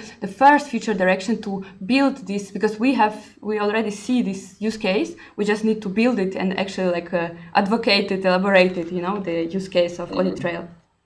Mm-hmm. Okay. Yeah, thank you very much. Thank you. Thank you. Okay, so we can continue with questions by Barbara. Okay, so first, thanks a lot for the very nice talk. So there were some remarks which were maybe a bit directed to me, so maybe I'll answer them first. So the SESQ push-out paper was from 2006. I had to look it up myself. I didn't know it. But let me just share an anecdote. So when we did this, actually, it was not our intention at all to do any cloning. We just wanted to replicate a single push-out approach, so especially deletion of edges in unknown context with total morphisms, because this is nicer instead of partial morphisms. And then the cloning was just a side effect that we said, oh, look, now it clones. But apparently this was quite successful. I was very surprised myself by how many people picked that up in the end. Okay, and then there are typing hierarchies. I mean, people did study hierarchies of graphs, of course, but I'm not aware of rewriting in where you really have a hierarchy of typed graphs and rewrite the whole hierarchy. I'm not aware of anything that goes in this direction. Okay, now I'll come to my questions. The first one is actually even a bit technical, and because when I read your thesis, I was actually quite confused about this forward and backward propagation. And I think you already partially answered this in your talk, so some of the confusion that I had has already lifted, but still there a bit of confusion remains. So I wanted to ask you, there's something that is called a forward factorization, or I think there's also backward factorization, but now I'm looking at the definition of the forward factorization. And so it's basically, the idea is that you have an expansive rule and you have the left-hand side is typed over a type graph. And now you want to see how to modify the type graph. And for this, there is this concept of forward factorization. And it's called its forward factorization, which suggests that it's unique, but I think it's not unique, right? Yes, it's not unique. So the forward factorization is for us the way to control this forward propagation. As I have here, I kind of said we have three scenarios. We can have canonical, or we can have no propagation, or combined. And actually, this is the mechanism through which I control which scenario do I realize. So I have a choice of these factorizations, and factorization simply just specifies, I kind of split the application of this expansive rewrite into two steps. And this is a factorization. And just these two steps allow me to control how do I propagate to the typing graph. And so it's, of course, it's not unique, but it is our mathematical tool to specify this, which scenario do I want to realize in the given context. Okay, yes. So you can choose this forward factorization. I think there are lots of choices. I mean, I think you showed some of them already in your talk, but when I read the thesis, that confused me a bit. And then you can choose whether you want the strict rewrite or the canonical rewrite, right? So there's a lot of parameters that you can choose. So who chooses this? I mean, how do you want to do this in practice? I mean, who makes the choice here? Yes. So in practice, we have implemented it in our library, and we have provided some interface to choose this factorization. But actually, we don't give a user this choice of creating graph objects, creating homomorphisms, because it's actually very tedious to, for example, this forward factorization, it would be very tedious to ask user every time to specify it. We have some tools that allow us to do it. They actually allow us to implement not full power of the factorization, but most of the cases, so like the family of these factorizations, that is actually reasonable, we can say, no? And this is, we call controlled propagation. So in the thesis, there is this mini section where I actually elaborate a bit on that. So we use some kind of relations between if in the case of forward propagation, between the right-hand side of the rule and the graph, and the typing graph, that allows us to, in a very kind of small, compact, and intuitive way, to define how to type new things by already existing things. And in the case of backward, it's the same applies to cloning.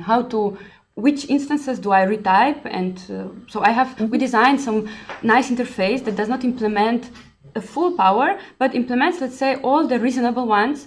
And then, of course, you can provide also, if you really want to have some very specific case, you can encode the graphs and homomorphisms. Okay, so you get some kind of suggestions like, look, I mean, either you add this or this is something that is already there, so you should type it over the existing thing, something like this? Yeah, something like this, not actually now like this, because it's all programmatic interface. So let's say there is no interaction between the machine, but I provide some tutorials, some nice workflows that can be adapted, some good practices how to do it. And it's actually very simple. You just select from existing types if you want to use. And if you don't want to, then you don't. So we also follow kind of rule-based modeling. Do not care, do not write. So if user does not specify anything, everything is canonical. Everything is conservative and canonical. But if user wants to intrude in this system, then user can specify, I will use this type, or I will clone this instance if I know. Okay, good, thank you. I mean, there's one more question about this, and from the forward propagation. The forward propagation, you want to replace L by L plus, or extend by L plus rather. But now in the strict rewrite, actually you rewrite with something else. So you don't actually do what the user initially had in mind, right? So then you add this L prime. So this is example of this. Sorry. Yeah. No, I just wanted to ask, how can we understand this? I mean, is there some explanation that explains this? Yes. So at the end, I actually replace my pattern with L+. So everything happens as I want, but I just perform it in two-step way. So I don't immediately replace the pattern with L+, but what I do is I split this entire rewriting into two phases, which one phase would be, I will not say phases, not to confuse with this restrictive and expansive, let's say steps. So I have two-step procedure, and having this two-step procedure allows me to specify, so there is some portion of changes that are specified by the rule that are actually can be performed in a strict case. So where I can say, these new elements are actually typed by existing objects, so I don't need to update existing objects, and only then I postpone all the rewrites or the transformations that actually induce the change of the typing object. I postpone them to the second step, and this allows me to control this again, to control. Okay. So there would be another step where you add what still has to be added and see how to retype this. Okay, thank you. Then let me see. Okay, maybe I should ask about delta compression. So as I understand, this delta compression is just there to store the difference between the graphs. You cannot reconstruct the whole sequence, right? I mean, if you have an update sequence, there's also other information like matches or something like this. You cannot restore this, but just roll back to the what you had before, and then you have to do things again. Exactly, yes. So in our implementation, for example, again, because it really gives a good example of intuitively how these things work, we can store, so we store the entire history of updates. And if you, for example, I don't know if you have seen how in GitHub or in Git, how this sequence of commits and different branches, how they look. So we really store this information. And for every commit, so every change to the hierarchy, we have a role hierarchy, some matches, and also, of course, we can switch to other versions by going all the way back where the versions branched, then going all the way to another version. But this is very long and computationally a bit, it takes resources. So what we have, we store these sequences, and they are used when we actually need to undo things or when we need to do some very advanced operations. It is used at some point. But for the switching between versions, to make it efficient and fast, we have like the heads, so the ends of each version, and we can immediately switch to them. So we can switch between them without going back and forth in this branched history of updates. It's really kind of a shortcut way to do so we use a bit more memory by storing delta, but we save a lot of time on using it. Okay, thank you. A bit connected to this is a remark you made towards the end of your talk, where you said you would like to implement undo operations. So pointing at a specific update and say, I only want to undo this. Could you say a bit more about this? I mean, assuming you have to implement this somehow, how would you address this? Yes. So it's a very interesting and complicated problem, this undo. Of course, it's not always possible to undo the changes. So I can select some update and I say I undo it. But of course, there are a lot of the updates that happen after this update relies on this update happening. So for example, when we use the nodes created at that step, or we clone them or use them, of course, so we need to study. So what I would like to have is some kind of a system that you can select the update, and the system analyzes which parts of this update can be undone without breaking the entire sequence in front, and maybe undoing them actually, and which updates cannot be undone without disabling the updates that happen after. So it's actually not a very simple problem, and also that's why we left it to the last point.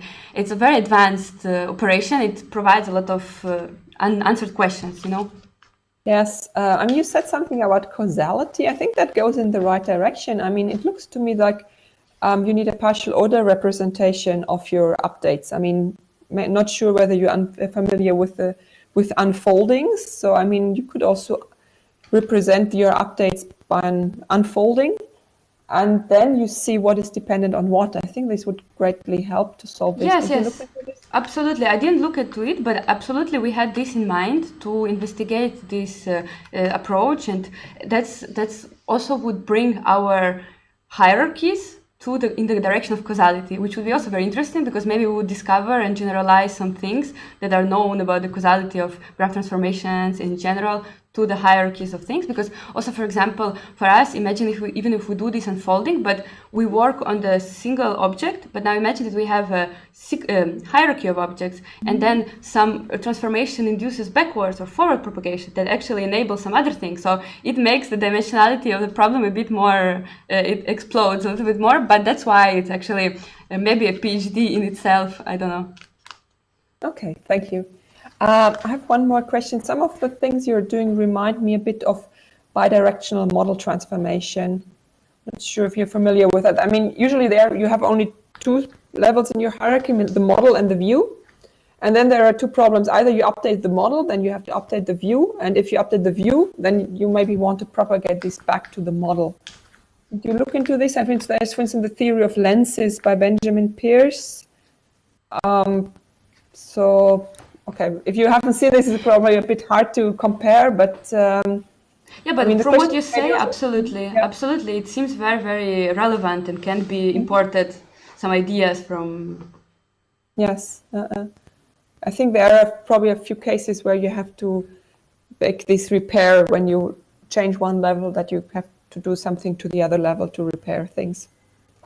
Okay, so I have one question that is a bit theoretical. I mean, your principle, you can do all this on the level of adhesive categories, and then you can do rewriting on more complex objects. Did you think about whether you could make a category where the entire hierarchy is an object, and then you have morphisms that are, of course, more complex, and you switch to this more complex category, but reuse results from rewriting for adhesive categories?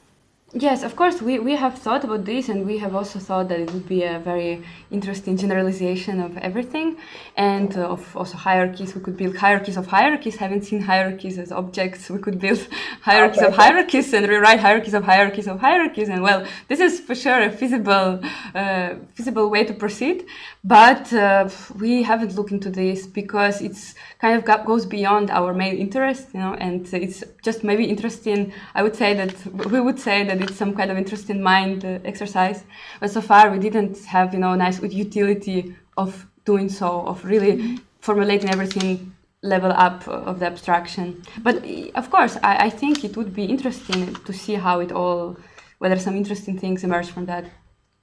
Okay, thank you. Now I have a last question about your application in biology. I have to admit I do not know that much about biology, but it sounds very exciting. Now that you have this CAMI tool, so the question is, I think you already know quite a lot about biology, so you know how to model, but my question is, did you also show it to biologists, and did they try to model something in there, and what features would be missing? Now, I assume you really want to use this as the tool in biology to do biocuration. Is it a first step? Are you already almost there, or what is missing to use it in a bigger context? Thank you. Yes, indeed, we actually developed this tool in a collaboration with biologists. So, for example, even previously we were working with Sebastian, who has a background in structural biology, so he would always input the requirements, so we really would implement a lot of things, having consulted the biologists and what they would like to do. And of course, this tool, I would say that it's first and a half step, in the sense that the tool is already usable, and it can be, and now we are working on so we have some collaborations that are working on building models. Also, it kind of allows to use a new modeling paradigm of these models of nothing, where you don't really have some preconceived idea of what do you model, you just input a lot of knowledge, and then you see what emerges from this. So, for example, now Sebastian was building a system of inputting, just curating a lot of literature, taking a lot of knowledge from different databases and from the literature, and just inputting all the interactions related to some SH2 domains, some domains that actually well encoded in our system, and seeing which kind of macroscopic things emerge. So then building a model that actually doesn't represent anything preconceived, just all the knowledge that you could find in this particular direction, and then trying to study causality of events, finding some new pathways, because biologists are very interested in finding these pathways, like you had some event of interest and what have led to this event of interest. And so, yes, indeed, we really collaborate closely to biologists, but our tool is still ongoing, because for example, this static analysis that Glenn was mentioning would be indispensable for building nice, reasonable modeling or curation environment, because when you have this big, as soon as your corpus becomes large, you really have no idea how to analyze it statically, in the sense that you don't know what's missing, what you should look into. So it would be nice to develop a lot of tools that would suggest to biologists some kind of, here there is a conflict in the knowledge, here there is a gap, here there is, look into this, it looks weird, because maybe we could encode some hypothesis or some kind of ground rules that detect some possible conflicts. Okay, thanks. That's it from my side. Okay, thank you. So perhaps I will continue with questions, because I was with you and I have a few questions. I like to see your work as providing a theoretical framework to design a versioning system for models, biomodels. And indeed, this is really missing, and that this has been recognized since years like SBML models, System Biology Markup Language models in model repositories like biomodels are just a flat list of models and with no facility to make any updates and propagate the changes and so on. So I have a few questions on this perspective. First, I've not seen the computational complexity of the operations you use, like for forward propagation or backward propagation. Can you tell us about the computational complexity? Yes, of course. So here, this computational complexity is some function, I'll tell you, that depends actually on a number of instances of things. So, for example, when we perform backward propagation, we operate on the types of things, of nodes and edges, and these changes, they are propagated to all the instances in the graphs that are typed by the target of rewriting. So here, our complexity is also a function of number of instances. So, for example, if I have 100 instances of a circle that I clone and I need to retype each of them. Of course, this is one of the variables. And then, of course, all the operations are polynomial in number of nodes and edges. So they are, because they just proportional to the classical transformation operations that we do. Because what we actually do is removal of the node with all the incident edges as a side effect. And this has a complexity polynomial in the number of edges, because imagine that this node connected with an edge to every single node. So this is all the complexity of operation we perform, clone, remove, add, multiplied by the number of instances that we have. Yeah, it's certainly a polynomial. I expect perhaps quadratic complexity. Yeah, like any classical operation, quadratic, for example, quadratic in the number of nodes. Because the number of edges is worst case quadratic in the number of nodes, so I guess quadratic in the number of nodes, or linear, but in the number of nodes and edges. Okay. Okay, and then this framework for versioning also could support more ambitious operations involving search. So perhaps you remember I sent you papers we have done on subgraph epimorphism. So that was designed in order to detect model reduction relationships between models. And so we were looking for the existence of surjective subgraph isomorphisms between two models as an indication of a possible model reduction, because such subgraph isomorphisms and surjective ones indicate that you go from one model graph to another one by merging species or reactions, or deleting species or reaction that you neglect. So it's a kind of model reduction. And so have you thought about using your framework for search problem of this kind? Also, like detecting existence of homomorphisms between the graph of some kind? Yes, so far we actually, for us, it's not, we never go into the direction of combinatorics, and so for us, we always use the existing tools, like state-of-the-art tools for searching. For example, in our framework, we very often perform the operation of search of, for us, it's always subgraph isomorphism, so we match a pattern inside of the graph. This we do very often, but it's not our domain of the research. We use the existing tools that, for example, provided by this Neo4j database or by the libraries that we use. So it's not actually our direction of the research. And of course, I think integrating some cool new tools for different search problems would make the framework very powerful. But this is kind of out of the scope of the spirit in which we work. For us, we are more using all the algorithms as an interface. And when people develop good algorithms, we use them. Yes, okay. But I was not asking the question so much about the algorithm, but more on the operations that you are allowed to at least define in your framework.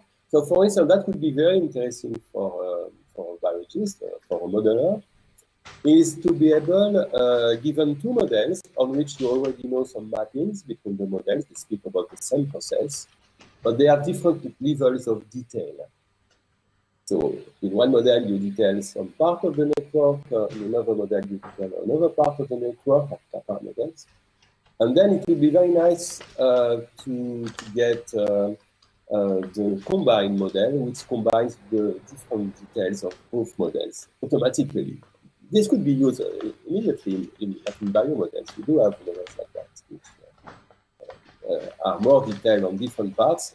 And so it's not easy to define even theoretically whether you have a uniqueness of this kind of least tuple bond of the models or deepest downward bond in the other direction. It was not the case for subgraphic dimorphism setting.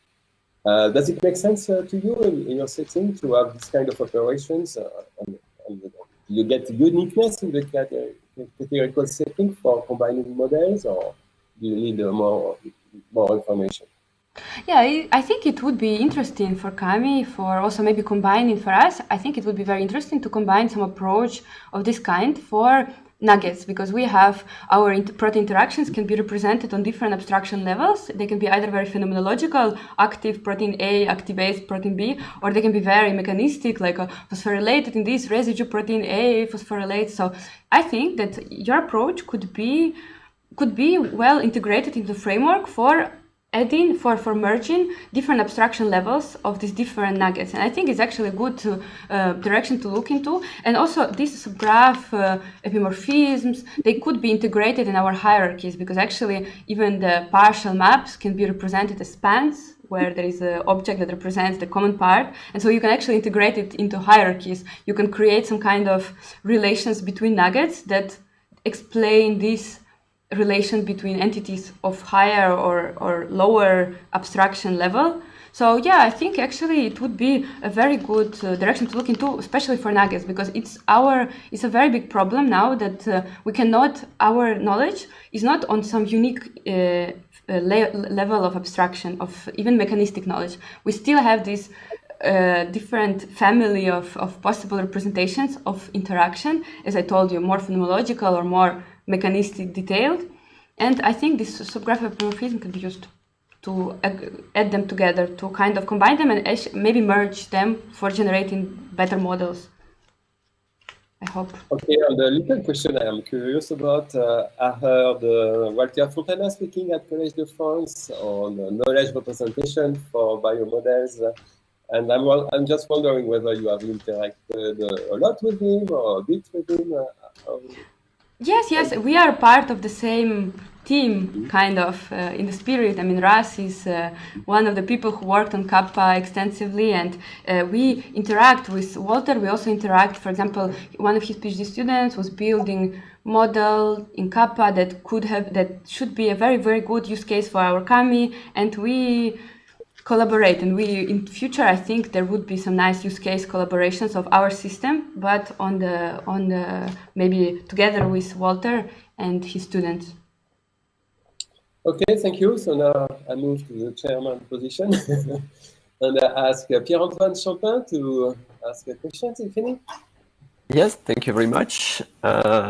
Great talk. Very interesting work. Maybe a few remarks about the questions that have been asked previously. You mentioned RDF as you know, I'm more familiar with this with RDF than with property graphs, and so it's fair to say that the kind of work that you presented is also relatively new, even in the RDF world, which has been much concerned with describing ontologies more than schemas per se. That is, shape languages, as we call them in RDF, are relatively recent as well. That being said, I was a bit surprised not to see any reference to John Sawa's conceptual graphs in your thesis, which are very seminal work on graph-based representations, and I haven't read Sawa's work in a long time, but my intuition is that SOA's notion of projection of graphs is really close to the homomorphism that you're using. Now, so I'll get away with the nasty question first. You present this work as a knowledge representation framework, and I definitely see a lot of values in that field. Yet, it seems to me to be mostly focused on syntax. I don't think that you or maybe I missed something, but you don't define any semantics for this this framework. Am I wrong? Little bit. Sorry, I'm joking. Okay. I will elaborate on that. So, of course, in the case of application to databases, it's true that it actually defines that we define the shape of our data, we enforce the shape. But for example, our Kami provides a very good example of how we can specify not only syntaxes, but we can also encode some semantics in graph hierarchies and relations between graphs. So for example, if I now change to the slide back to the biocuration part, sorry, let me do like this. So in the first, when I was presenting Kami, what I mentioned is that, sorry, I jumped too much. Okay. Sorry, my computer is very slow. So yes, so when I was mentioning the representation of Kami, I said that the protein interactions are encoded with these little graphs that are all typed by the action graph. And so this homomorphism of nuggets to the action graph does not only specifies the syntaxes, so what things that I have said, but it also encodes the semantics of which things are the same, which things are not the same, which entities and actions are identified as the same. I have also used in the hierarchy, so you see this is the shape of hierarchy about which I was not talking in a lot of details, but in this hierarchy, we encode a lot of semantics. So for example, we have some graphs that are called semantic nuggets, semantic action graphs, that describe some kind of, I don't know, ontologies, or they describe some semantic entities that exist in the signaling systems and how they are, and we attach these semantics to the graphs. So we really use this homomorphism in this diagram. Actually, my green arrow is not a homomorphism, but it's a relation between graphs, but I encode it as a homomorphism also. So we can attach semantics to our nuggets, and this semantic part is actually something that I kept behind the scenes in this talk, because we have a semantics of protein interactions, we have templates, which templates is actually rather syntaxes because it describes the shape, but we can assign these semantics, and it's just the way the semantics is very domain specific. So there is no semantical, there is no specific tools to assign semantics, but we can encode some semantic things in the hierarchy itself. I don't know. I hope I explained it just a little bit. Yeah, thank you. That clarifies things. I was not arguing that semantics could not be encoded in this formalism. I'm convinced that it can. I was just pointing out that, and you just said that it's domain specific. So let's say it's a foundation for knowledge representation, maybe more than the framework, and I'm guessing some guidelines or good practices or patterns for how to correctly and efficiently encode my domain-specific semantics in such a formalism would be a nice perspective to help people appropriate and do useful things in other domains with this framework. And regarding that, I'm not quite comfortable with it. Well, I really like this idea of having a hierarchy of graphs, but this notion of type instance distinction is a bit not quite aligned with my own mental model of that. I think if you go back to slide 33, I think I noticed that you propose 3 levels. That's it. No, yeah, that's the one. So P is well, L is the type of P, and P is the type of yeah, and so maybe the next one where you yeah. So L is the type of P, and P is the type of S prime, right? Yes. So yeah, actually here we don't. It's better not to call it typing sorry, because maybe sorry. it's a bit a problem in my. I didn't illustrate it well because what is illustrated on the top is a rewriting rule. So it's just our rewriting rule that says post and comment map to the message. So I and this is how I specify the cloning operation. So I say that from the message I obtain 2 nodes. And in this case, I would rather, probably it's me who made it's a little bit confusing because it would be nice to separate this rule in some kind of separate box to see that it's not something that operates, it's not the first citizen of the hierarchy, it's only the graph S that is the first citizen of the hierarchy.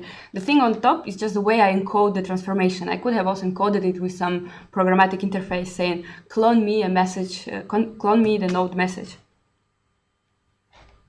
Okay, so you wouldn't keep the 3 levels in your hierarchy. That's is that what you're saying? Because yeah, so it would work, right? Yes, it would work. It would work definitely. But in this case, in this example, I use a 2-level hierarchy, and I just show one. Okay. I just show one of the graphs. My hierarchy is, for example, sorry, I'm a bit slow because I have multiple screens sharing, broadcasting, and it's all complicated. So my hierarchy is rather is 2 graphs, data and schema, and homomorphism is just encoded. I encode it with colors, and in the examples after that, I simply operate of one of the graphs. So it just maybe I failed a little bit to illustrate it intuitively. No, it's interesting because it stresses my point that this homomorphism relationship could be used to capture different things, like the classical class instance relationship as we have in ontologies, as well as in that case it's in your rule the homomorphism is more like a class subclass relationship. So it's slightly different, and it could be misleading or confusing, mixing different semantics or meta semantics in the various relationship of your hierarchy. But if I understand correctly, so you are promoting, so to speak, a schema instance or class instance in the ontological sense, distinction between the levels of your hierarchy. Exactly, right? Yes, exactly. Okay. At least okay. in this example, I can use it in different ways, but in this example, we really just say we have data instance, which has multiple instances of the entities and relationships that are defined by the schema. So it's really instance and relations. Okay. Now, also, when you present the first figures that you presented very abstractly with a lattice of graphs, gave me some ideas, and I'm not sure how much you have explored or considered this kind of scenario, but you mostly insist on having different levels of abstractions. Okay, so like instance schema, meta schema, somehow. But could this be used as well to represent maybe different points of view or different aspects of the same knowledge base? Would that be appropriate as well? Yes, I think indeed it would be a very interesting use case. I will come back to the image you referred to. My computer is very slow, so I'm doing it. Oh, sorry. So if I come back to this example, I can see this diamond, and if I study, for example, the left part of this diamond, this mini diamond, so it consists of 4 squares, no? And this left square, I could think of 2 graphs on the side, on the left and in the center, as being 2 viewpoints that are kind of grounded in the same syntaxes, so they are expressed in the same abstract terms, but they are uncomparable abstraction levels, so they may be we cannot put a relation between them, but they can as well represent these two different viewpoints, alternative viewpoints of the thing, of first the same instance, and second that is grounded in the same meta model, grounded in the same syntaxes, if you wish. I hope it answers your question. That it is indeed an interesting way to look at the things. Yes, I think that would be a really useful application of that framework. Also, you mentioned data schema coevolution, which is a topic dear to my heart, and which I think has been not studied enough, at least in the domain that I know better. That's the RDF and semantic web community. But and so you're focusing more on the property graph model, where your nodes and edges are associated with dictionaries with let's say atomic attributes. And I was wondering if the evolution of your schema I feel that sometimes you start by modeling some attributes of entities as part of the dictionary, and then later on you might feel the need to reify them by representing some of those attributes by relations in the graphs. And do your operations allow for, capture this kind of change as well? No, so the operations we cannot express as a part of our rewriting framework. We cannot express this operation of transition from an attribute to the graph element, but what we can do, we cannot encode it with some rules, but what we can do, we can design some higher level interface, and which we actually do. For example, we can match some patterns in our graphs, and according to, even here in the example that I have shown you, I have decided whether instances of the message are post or comment by examining the attributes. So I could have, but I would say that this is the separate level of logic that is built on the top of the rewriting. So I use rewriting to implement what I want, but it's not inherently naturally expressed by our rewriting semantics. So I can first create a query that analyzes the attributes, and then I can create a rule that creates a new node that has the properties something, and that removes the previous attribute. And by this, let's say I encode moving the property into a node. So it's a second level. It's not really expressed by this rewriting. It's a second level of logic. It's a bit different semantics, but it's indeed can be done easily. And in our examples of this prototype system, we actually examine attributes. We generate the rules according to the attributes, properties. I always call them attributes because we call them attributes, but I mean properties. And those rules will be captured as well in your audit trail. Yes, so they will be captured as audit trail, not the reasoning behind them, because the reasoning behind them, how did I decide that I add this new node? But the operation that is expressed with our semantics, of course, will be captured in the audit trail. Okay, nice.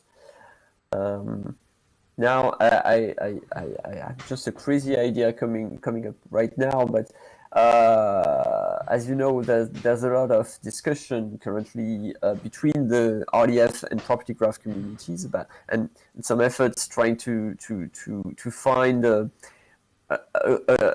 common model or something that would ease the transition between the two models. So could this notion of transformation and homomorphism be used, do you think, to provide some transition from a property graph model to an RDF model, or backward?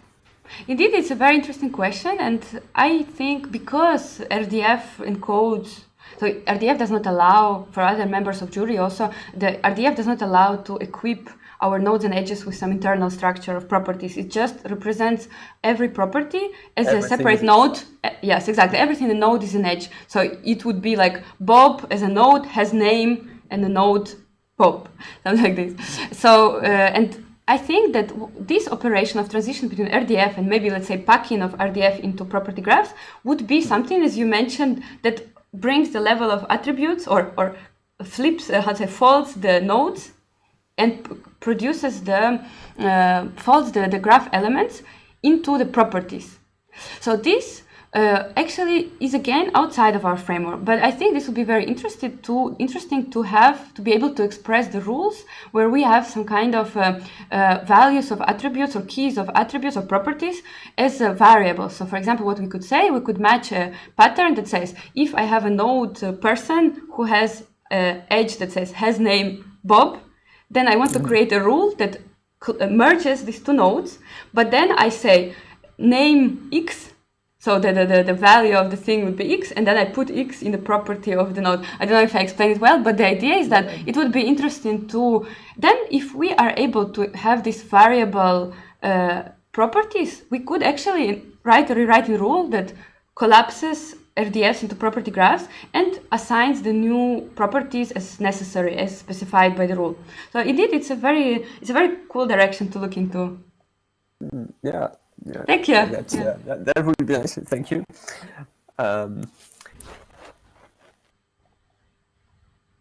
And maybe a last question. So, regarding the shapes that you specify in the higher level graphs in your hierarchy, is it possible to define some, for example, some constraints like cardinality constraints on how many nodes of type person can be linked to type message? Or I was thinking of that, and maybe also some structural constraints on the relationships. For example, if I had a relations from one type of node to the same type of node, so in your schema it's represented by just a loop, a small loop. But what about a relationship like parent, where a person is a parent of another person, but obviously I don't want loops in the instance graph, for example. Can you express this kind of constraint? So this is also a good question, and I have actually put this answer to this question in our future work. So to answer that, we didn't implement it, but it would be great, and it would be a natural place to be able, in our hierarchies, our typing graphs, if our typing graphs can specify not only which types of nodes and edges are allowed and their properties, but can also constrain the typed graphs. Like for example, say if we could encode some calculus saying yes, at least or maximum 2 edges are allowed from this node or from this type of node. So person can have only 2 edges as parent, I don't know, and things like that. And also with the loops, I guess it would be the same kind of calculus. With the same calculus we could have expressed it, but this is absolutely outside of our framework at the moment, because also it would be easy to implement it and to make it our graphs respect these constraints, but what would be hard is to incorporate these constraints into the rewriting framework. So then if these constraints are actually integrated in the hierarchy and not some higher level logic on the top of our graphs, then we don't know how to actually perform subscription rewriting, how to perform operations of these push outs, pullbacks. How do we do that? So I mean, this needs to be investigated. So it's not a very obvious question if we want to make it really integrated in the framework. We could easily build higher level logic that does it. It's not a problem, but integrating consistently into rewriting, that's, I don't know how easily it can be done. Okay, thank you very much. I'm done. Okay, thank you. So perhaps now we can finish with comments by the thesis advisor, Russ Armour.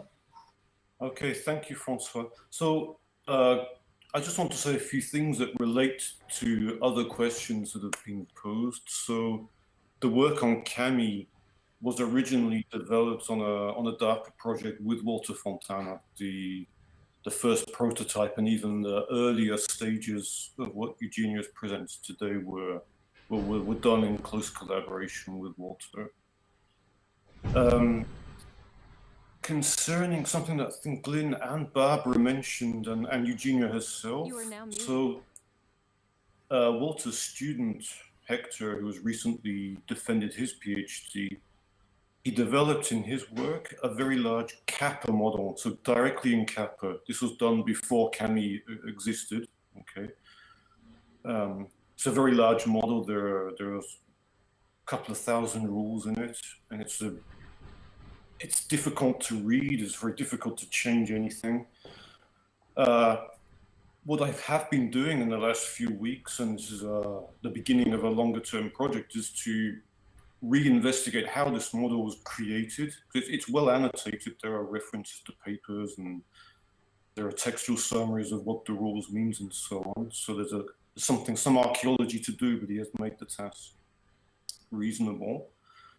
But this would actually give rise to a very nice use case of the audit trail work. So this is what Eugenia was saying.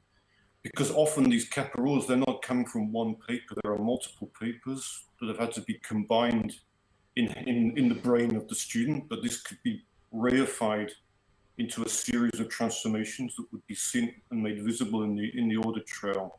So it makes a lot clearer the provenance of the model. So if I'm allowed to ask a question, I think I am. No. As I've just started doing this, and in reading some of these papers, I'm finding that there's not only mechanistic information of the kind that we put in CAMI and which is in the Kappa rules there. There's also quite a lot of more phenomenological information.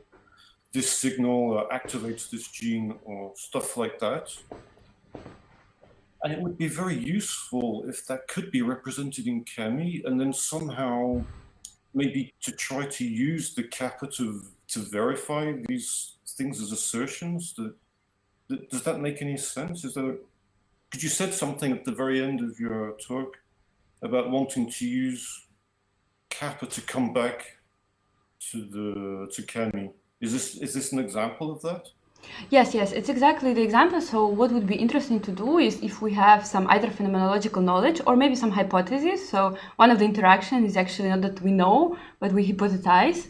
We could be able to go simulate it, verify it, and then feed it back to CAMI as a already new piece of knowledge. And this knowledge may be, for example, on the already either more phenomenological level, if I can say more phenomenological, or either phenomenological level or a mechanistic level. So for example, also what I think I see clearly only the one direction first. So for example, if we have mechanistic knowledge, we can assert the phenomenological knowledge. So for example, we can say if protein B phosphorylated in this residue phosphorylates protein C, then what we can do, we can simulate and see if protein C is activated or protein B is activated by this. So we can get a knowledge of phenomenological nature that says protein A activates protein B. So actually this effect of this phosphorylation that it performs has some nice semantic interpretation in our case. So it has its activity, and in this case we may even put some kind of provenance, not provenance, but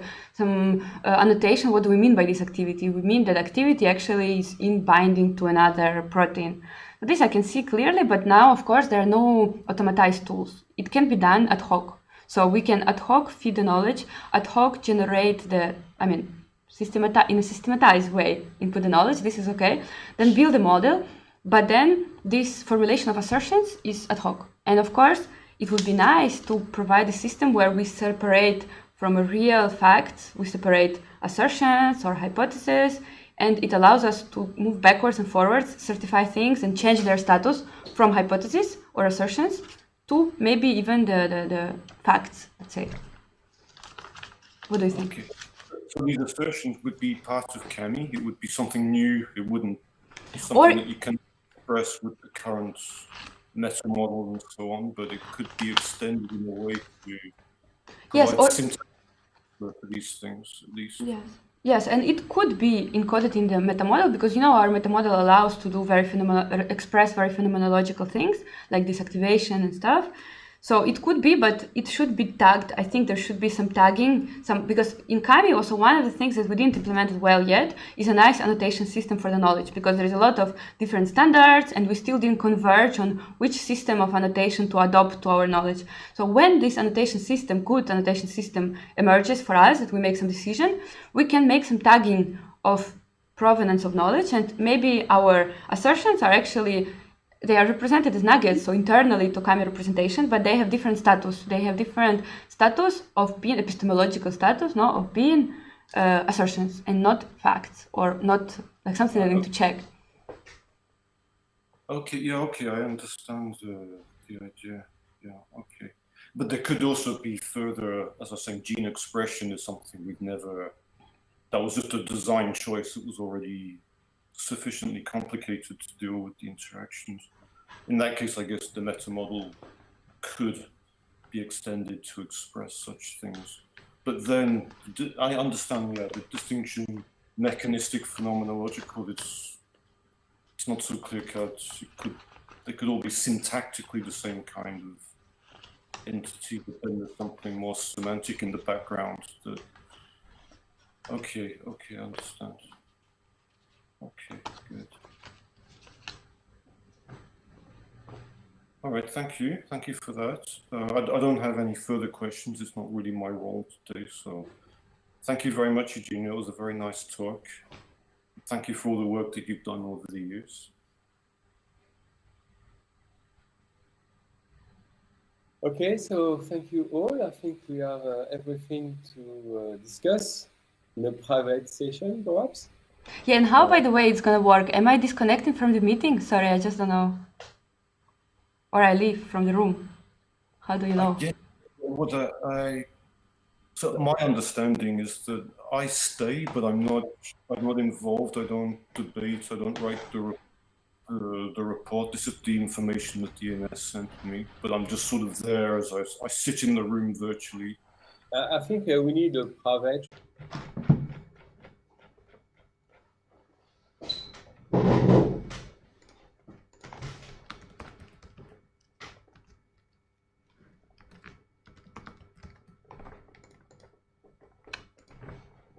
I cannot enter. It's okay.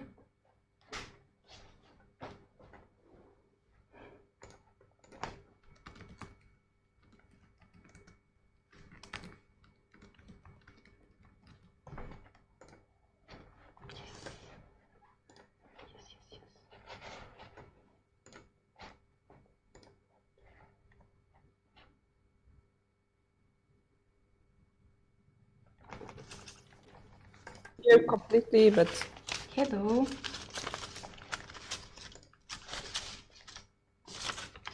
hello, Eugenia. Hello. Eugenia, you're here, right, Ra? Okay. I can't Yes. see it yet, Eugenia. Just a second. It's loading my webcam. Oh, start sharing. Oh no, it's the wrong webcam. Just a second.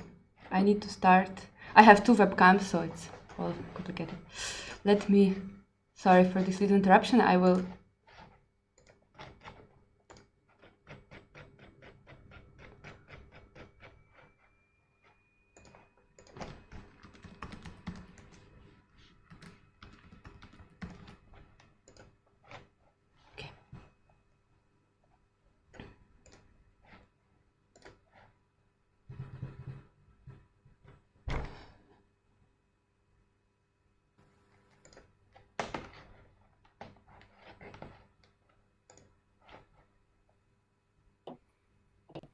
Hello. I'm camera. Just a second. It should be good. Okay. Hello. Hello. I'm back. Yeah. Yes, you are. Okay, so the jury has a deliberation, and we are really very happy to congratulate you for the presentation you give of your very nice PhD thesis work.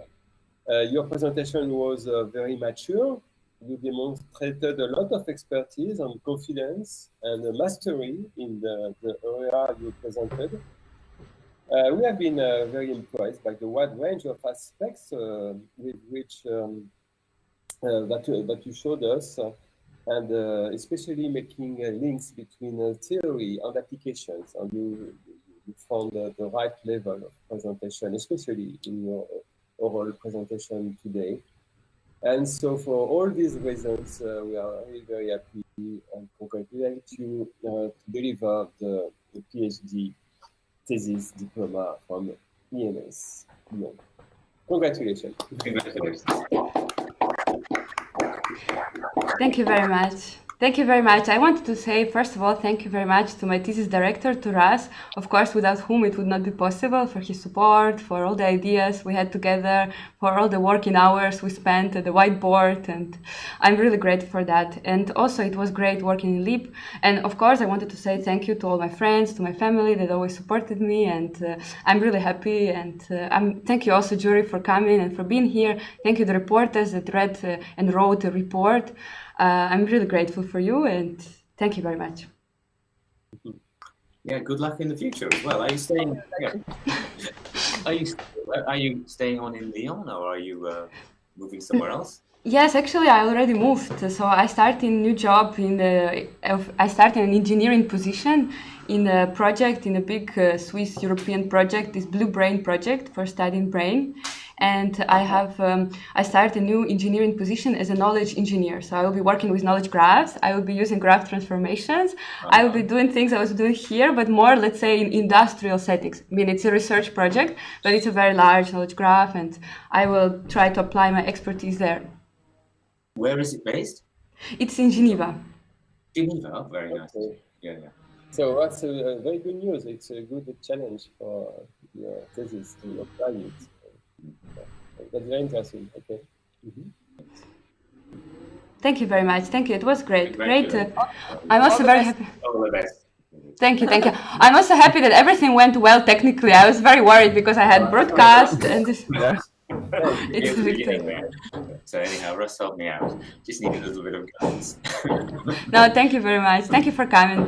Okay, so I disconnect. Unfortunately, we cannot make some nice buffet and celebrate it. I was saying that at some point. Next time, maybe at some point you all come here, and I hope also to see you maybe at some conferences. So hope to see you in the future. And thank you again for being here and finding time. I disconnect. Bye, Eugenie. Bye-bye. Thank you. Bye bye.